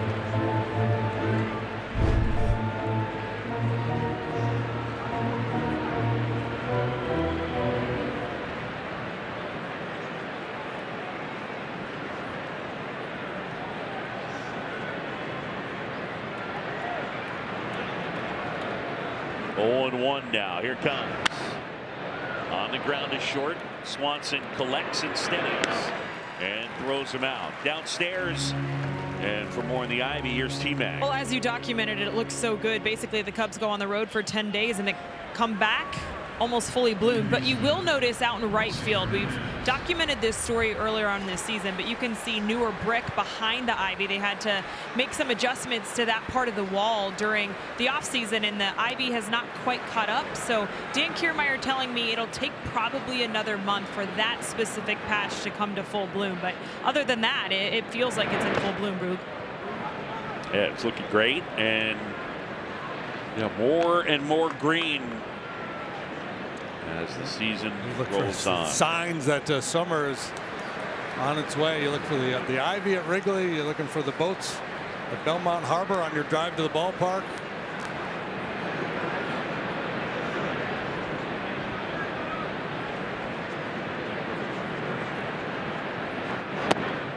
Pitch down and in.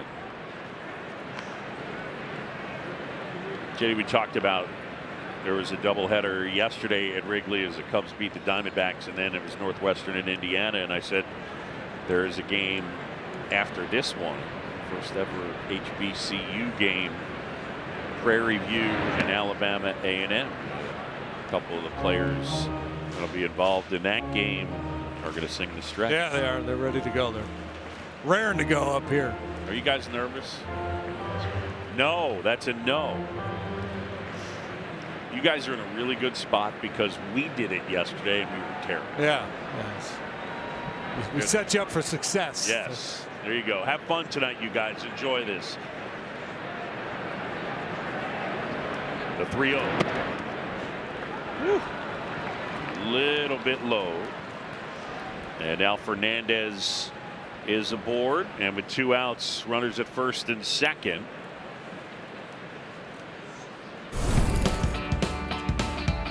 During this Diamondback series, the 50-50 raffle features a guaranteed jackpot of $75,000.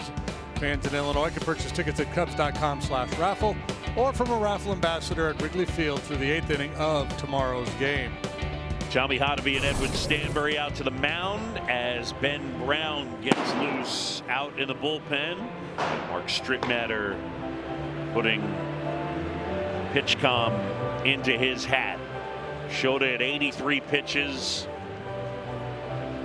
2 outs here in the 7th. And that walk to Fernandez, the first walk he issued here today, and I think it was more a matter of open base once he fell behind in the count. Didn't want to give in, start fresh with the 8-hole hitter McCann.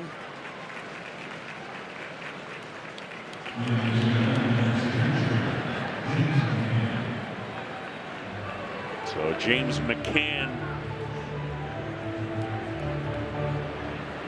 And now time call.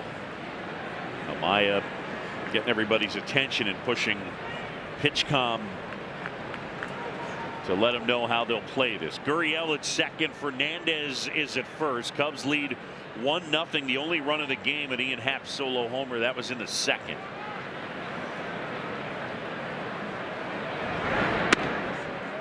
And that splitter missed off the outside edge. Ball 1.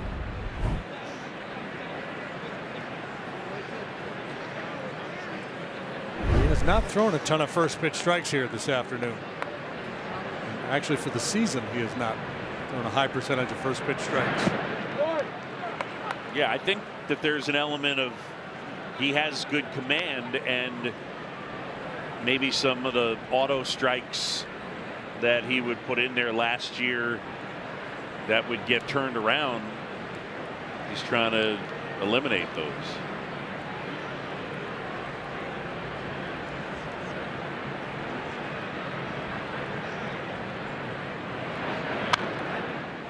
And fouls it away. Went up on the board as an 89-mile-an-hour splitter. Not sure I'd buy that. Yeah, I think it's if it's 89, my guess is it might have been a 2-seamer. Almost looked like it had some cutting action.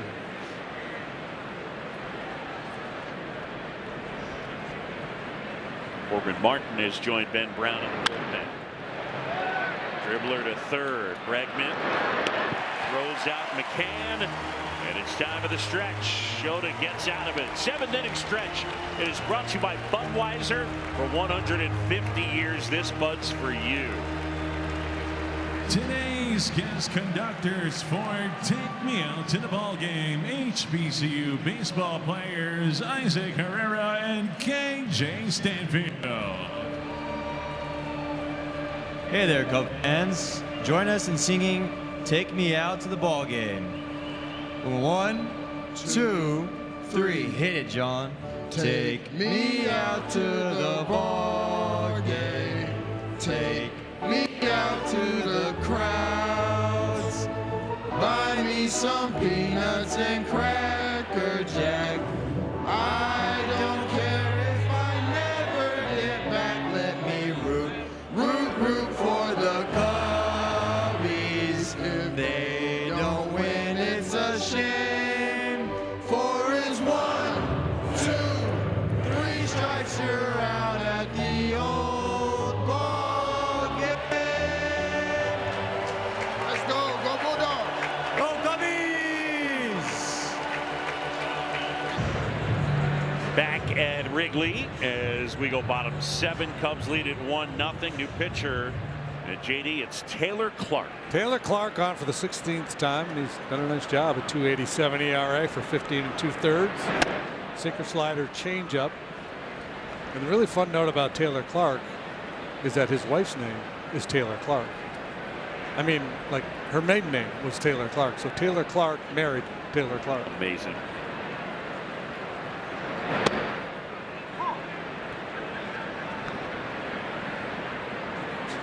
Reminds me of like Madison Bumgarner. For a time dated Madison Bumgarner. He was a kid in North Carolina. That was a story anyway. I think he's from an area where there were a lot of Bumgarners. They called it Bumtown. I don't know if the Clarks are from Clarksville or not.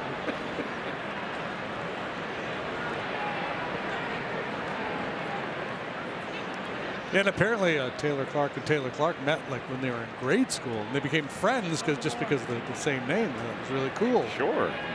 And then it blossomed into romance, Boog. Yeah.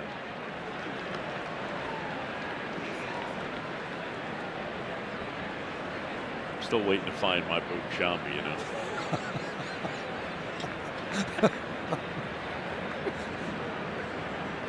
Two. Oh.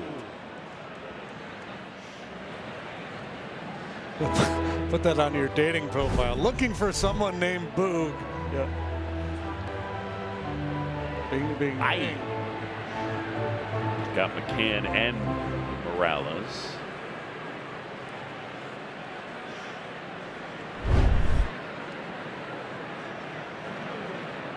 Shaw back in, 2-2. In the air, and Marte has it.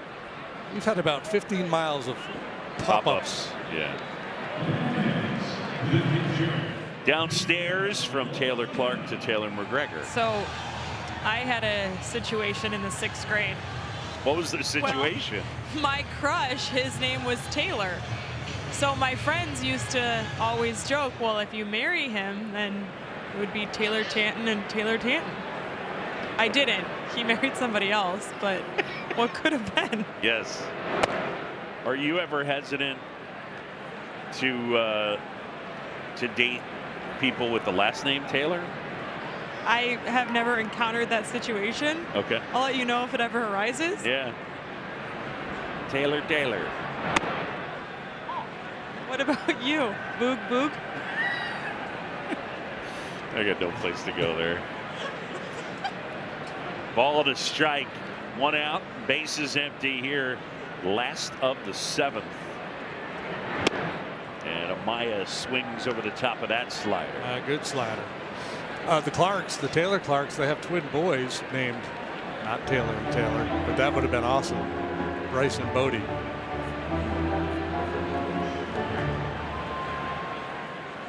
Amaya walk, and he's flied out. Cubs would love some insurance.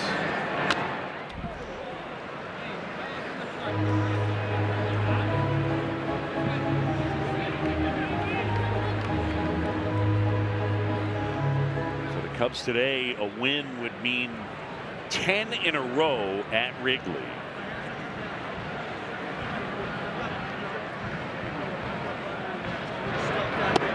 Swing and a miss, struck him out. And there's 2 away. They won 14 in a row in 2008, 14 in a row at home. And the Wrigley record,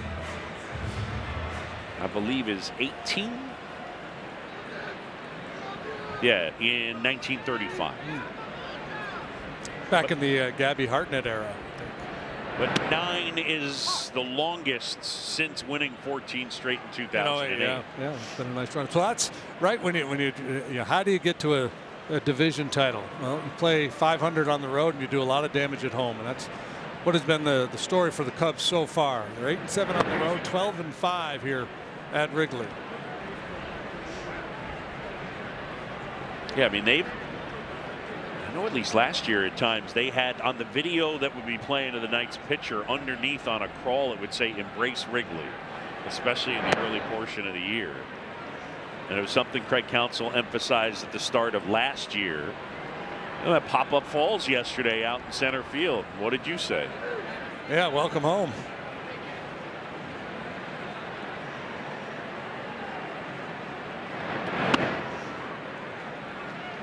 Craig Counsell sitting there trying to figure out how he could get his team one more run. Probably that, and also he's thinking to himself, I bet most people didn't know I have a higher defensive WAR than Nolan Arenado. So you can look it up.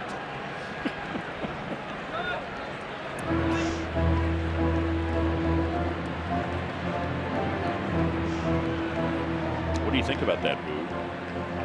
It feels strong. Feels like there needs to be context. And Bush fouls it off. So Craig, before the game today, comes up to me and he brings over bench coach Ryan Flaherty and said, "Taylor, don't you have something to tell Flash?" And I realized what he was saying, and I go, "Oh yeah, Flash, are you aware? Your manager, higher career defensive WAR than Nolan Arenado." And Ryan just goes, "Wow." That is a great delivery system right there. Taylor, don't you have something to tell Flash? Michael Bush will take his base, and there's a walk, so a man aboard. And here in the bottom of the 7th, the Cubs trying to do some 2-out damage. Activity in the pen for Torey Lovullo, and he is out of the dugout and makes the point to the pen.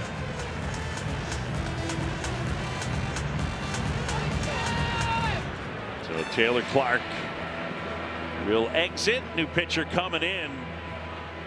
Cubs lead it by a run. Baseball on Marquee Sports Network is brought to you by Toyota, official vehicle of the Chicago Cubs. By Prevagen, made for the brain. And by Wintrust, different approach, better results. Great work today from Shota Imanaga as he's fired 7 shutout. And with 2 outs here in the bottom of the 7th, Juan Murillo will take over. That 30% strikeout rate. Hard thrower. Yeah, big time fastball, averages 99 miles per hour. Change piece. Yeah, of course he starts with the changeup. So he's found himself a place in the Torey Lovullo trust tree with those numbers. A .184 ERA, 17 punch outs in 14 2/3 innings. Swing and a miss. He was late that time. Ballesteros has not swung at a first pitch here today. We've talked about how he's had a lot of success attacking that first pitch. I think does he have a dozen first pitch hits? I haven't monitored that lately, but I know that's been part of the narrative with him. Scuffling a little bit since his big grand slam. 0-2. Swing and a miss, and Murillo gets him. We'll head to the 8th here at Wrigley, and it's 1-zip. Time now for the Motorola Razor replay. We take a look at the stylings of one Ben Brown of his last 6 appearances, 12 innings, 9 hits, a couple of runs unearned, 11 strikeouts, and 3 walks. Got out of that big jam the other day in San Diego. So he's talking about working your way into a manager's trust tree. Craig Counsell feels pretty good about running Ben Brown out there these days. 10 appearances, 22 2/3 innings, and a 1.99 ERA. So usually a couple innings at a time with the big righty.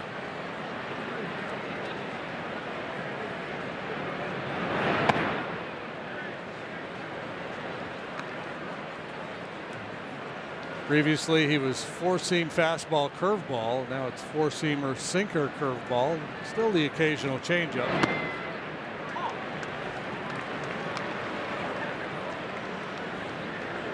Diamondbacks, they got a number of guys capable of dropping a bunt down for a base hit, including this kid. He had a bunt double yesterday. Hard bunt down the third base line that Alex Bregman chose not to play, and it bounced off the base and ended up being a double.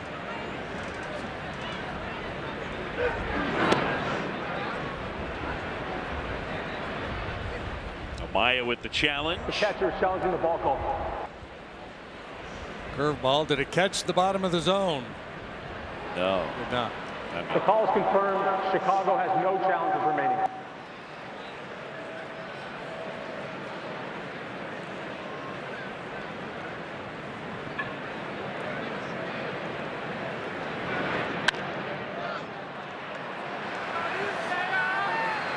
Shaw goes out, settles under it, and he's got it.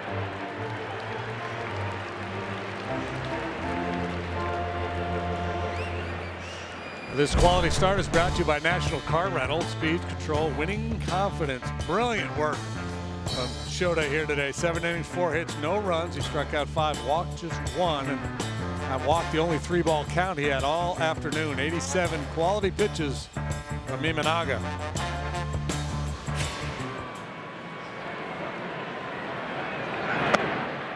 First one to Marte, misses upstairs. Cattell 0 for 3.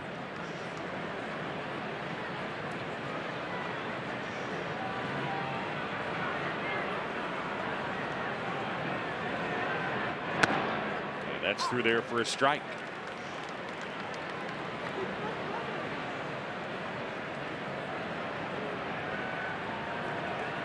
Merrill Kelly, Matthew Boyd. That'll be tomorrow. Swing and a miss, and there was the changeup.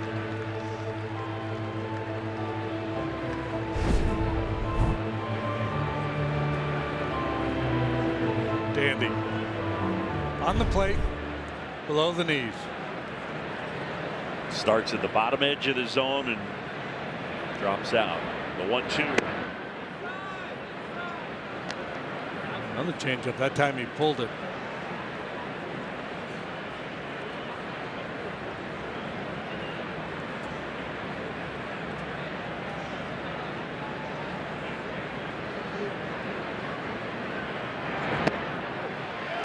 Breaking ball is a strike and a challenge from Marte. The catcher, or excuse me, the batter is challenging the strike call.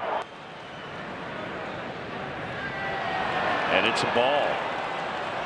The pitch is the ball. Arizona has 1 challenge remaining. 1/10 of an inch. Wow.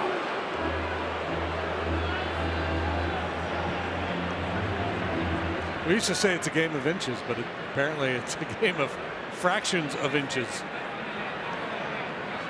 3-2 pitch. Swing and a miss. Struck him out. Well, that's how you do it. Back to that curveball and induced a bad hack here from Marte. We've seen a few ugly swings from him here today.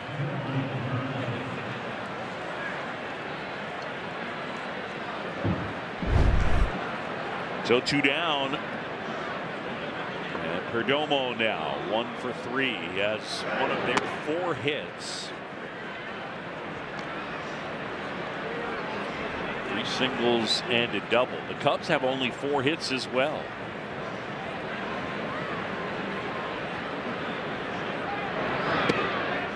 Well, that's fitting, in there. fitting, Bill, because this is the anniversary of one of the greatest games ever pitched here. Indeed. 1917, the double no-hitter. Fred Tony of the Reds, Hippo Vaughn of the Cubs both took no-hitters into the 10th. On the ground to first, Bush. And Ben Brown gets them 1, 2, 3. We'll head to the bottom of the 8th.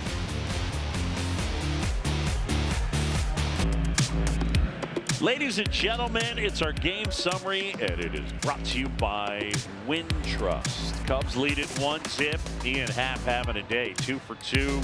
Supplied the only run with a homer, a double, and a walk. Imanaga's 7 shutout, and the Cubs continue to get excellent starting pitching. The catcher is challenging the ball call.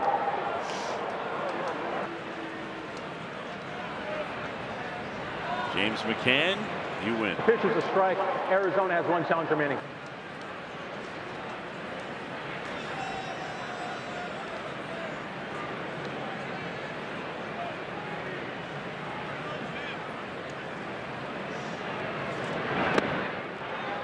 Check swing, appeal the first. No, they're just going to say it's a strike. 0-2.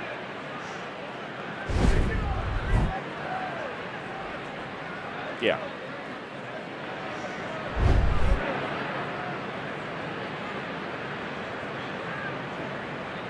Rio, the 0-2.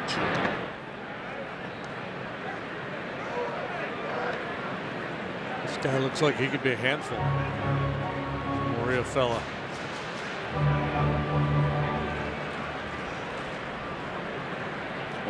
Years old, debuted last year. And right through there, Bregman looking for something else. How far did it fly? Brought to you by American Airlines. Home run of this ball game provided by that man right there, Ian Happ. Dr. Gage, 399 feet to put the Cubs on the board. Score your next flight at AA.com.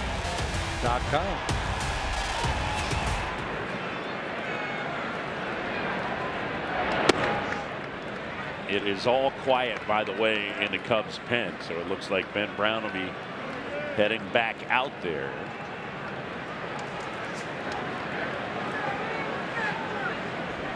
I bet you there are a lot of kids around the Chicagoland area.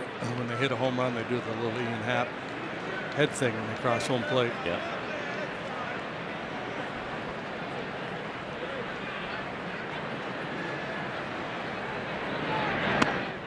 Fastball inside, and Murillo's fallen behind. It is 3-0.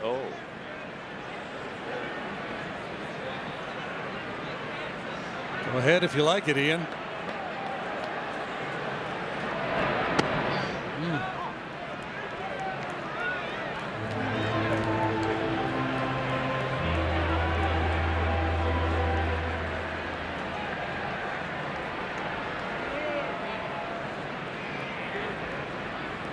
And Happ pops it out of play.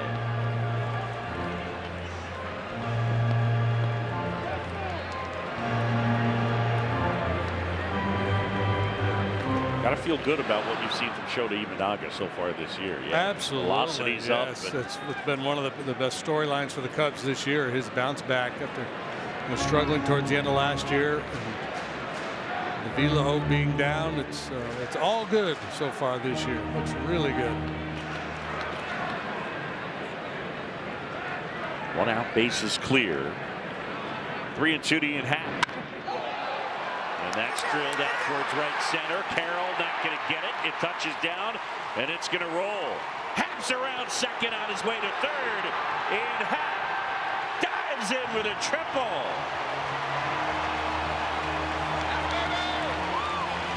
My goodness. Have a day, Ian Happ. Got his Gold Glove before the game. And just lighting it up in the batter's box. Triples brought to you by Invesco QQQ, proud ETF partner of the Chicago Cubs. That ball must have been knuckling. Looked like it changed directions 2 times as it flew through the gap out there in right center.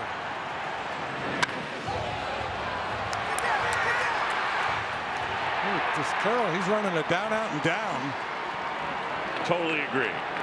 And then it snaked a little bit on the grass as Happ comes up with a 3-bagger. A double, a triple, and a homer plus a walk.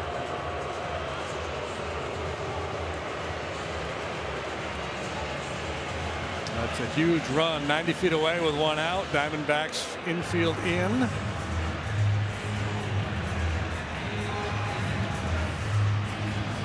Torey Lovullo's in a tough spot because you could say, well, put Suzuki on, set up a potential inning-ending double play, but the next batter is PCA, and he's really hard to double up.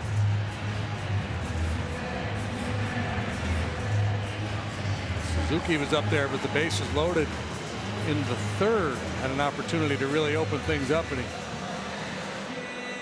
flew out to left field. So a chance at a little redemption here for Seiya. By the way, we've hit the 75,000 mark on the 50-50 raffle.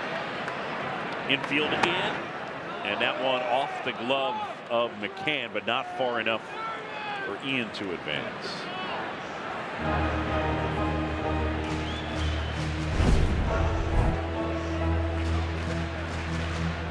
Wow.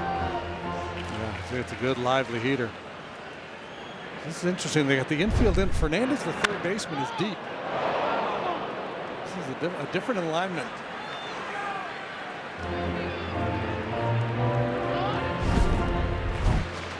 Check it out. Got a little 1-3-1 zone trap being deployed here by the Diamondbacks. It looks like Lance Barksdale's in it as well. The 1-1. It's interesting, right? Because ball hit hard to the pull side down the 3rd baseline. Obviously, he's going to have increased range. And if it's hit where he's playing, it's likely going to have some steam on it. Otherwise, the shortstop on a slow chopper, the way Perdomo's positioned, he's going to be able to make a play on it.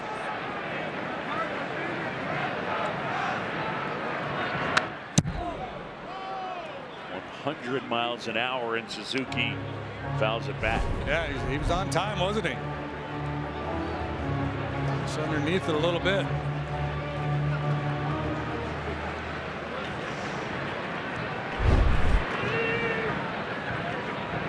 Two. Seiya takes upstairs, and now it's filled up. Jonathan Loaisiga is up in the Arizona pen. PCA on deck. 1 out, man at 3rd. Cubs leading by a run and looking for more. And Murillo will step off.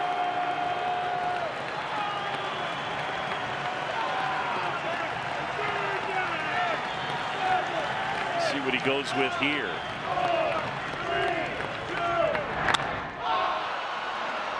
In the air, left field. Gurriel is there. Happ will tag. Here comes the throw to the plate. Ian is in there. And in between Hop and McCann couldn't corral it. Cubs add on. It's 2-0 on the sacrifice fly. Indeed, redemption for Suzuki as he drives in a huge run. Ian Happ able to get to 3rd base on that triple, sets it up. And Seiya delivers the insurance run. And insurance runs are brought to you by Gallagher, your trusted insurance broker and people strategy partner.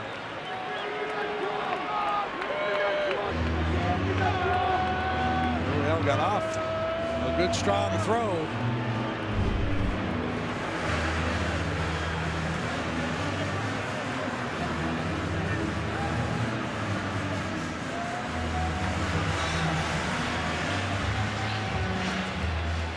Pitching change as Torey Lovullo will go to the pen, replacing Murillo with Loaisiga. We've got minor league baseball tonight on Marquee as the Myrtle Beach Pelicans take on the Columbia Fireflies. Coverage begins at 6. We got you covered. Day, night, early morning. Jonathan Loaisiga will take over. 16th appearance, and now get some ground balls. PCA at the plate. And the first one to Pete is too low. Got a sinker. touched 97. Changeup that he leans heavily on. It's his most used pitch. Loizaga, 2-0.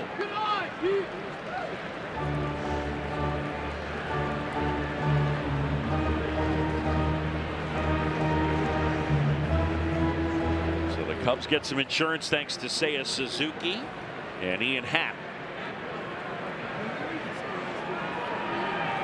The 2-0. Fly ball left field. Gurriel makes the grab. But Ian Happ having a day, comes up with a big triple. And from third, he comes home thanks to Seiya Suzuki. We'll go to the 9-2 Zip Cubs. Welcome back, and here at Wrigley, the news is good. Cubs needed 2-zip, 6 strikeouts for the Cubs today to help AbbVie's Striking Out Cancer Initiative. AbbVie, people, passion, possibilities. Huge insurance run for the Cubs in the bottom half of the 8th. The Diamondbacks have 3, 4, 5 due here in the top of the 9th.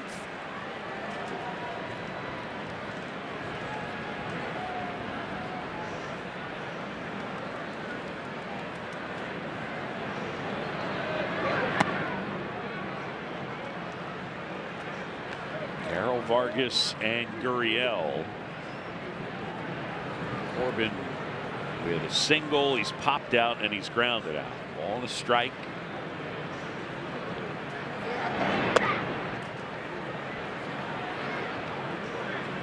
This guy's a beast, JD. I think one of the best players in the game, probably because he plays for the Diamondbacks.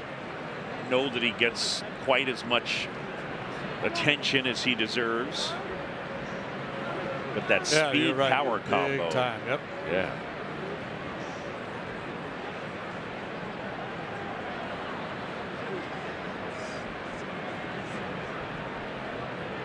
The 2-1 is cut on and missed. 97 with a 4-seamer.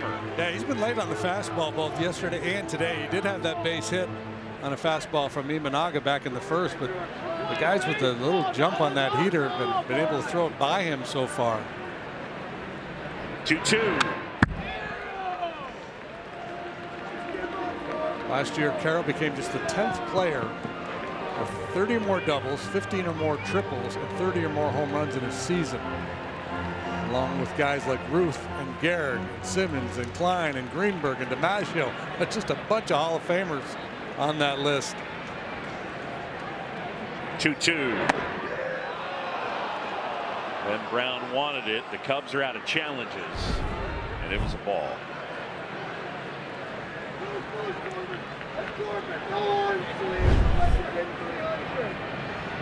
That extra run allows you to be aggressive here. 3-2.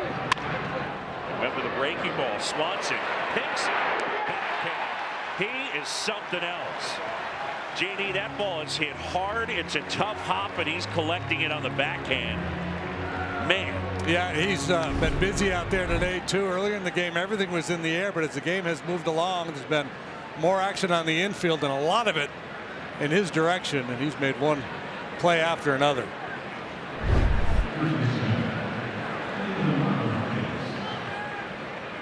And now here's Vargas, hitless in 3 trips. Diamondbacks looking for a base runner, and Vargas trying to extend his hit streak to 25 in a row this season to begin.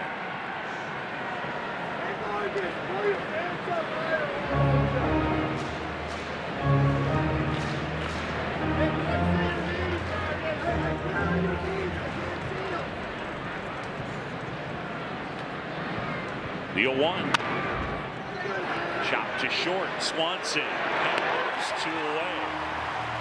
Try another guy. Yeah, they're going to have a meeting. Other guys stop hitting it to Swanson. That's a losing proposition when you hit it to the former #1 pick of the Diamondbacks back in 2015.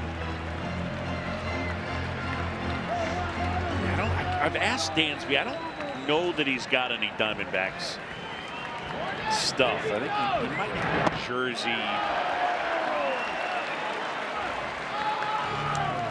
turbo sinker there from Brown. That's the new wrinkle that he's got this year. It's been great for him.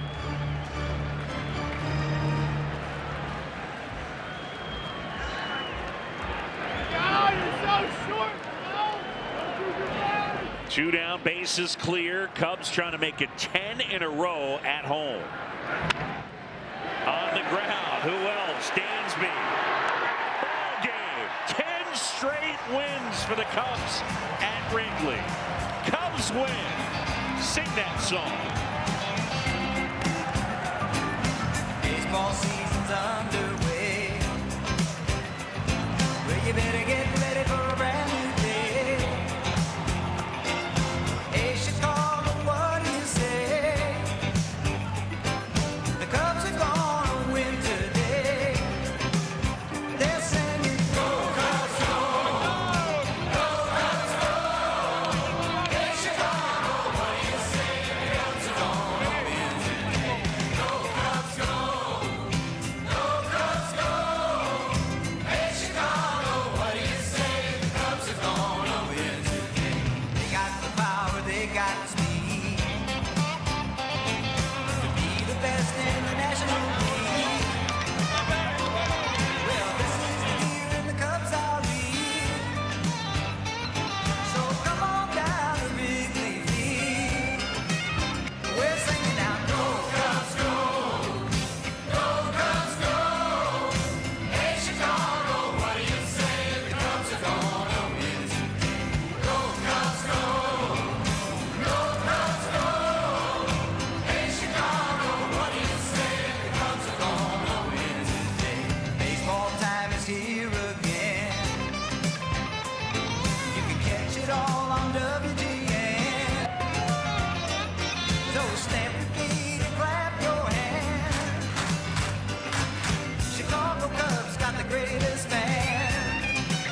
I hear 'em singing out, go Cubs, go! Go Cubs, go! Hey, Chicago, what do you say? Cubs are gonna win today. Let's go! Cubs, go! Go Cubs, go! Hey, Chicago, what do you say? Cubs are gonna win today. Well, another good win for the Cubs. It was the Ian Happ show on offense. Shota Imanaga, 7 shutouts. Ben Brown looking good. Yeah, Ben Brown really good too in support of Imanaga and the glove work of Dansby Swanson. Those are stars of the game for the Cubs here today. Dansby had 9 chances. He fielded flawlessly. 8 of the final 12 outs in this game were ground balls to Dansby Swanson. So Imanaga did his piece. Ian Happ was huge. Brown and Swanson thrown on the podium.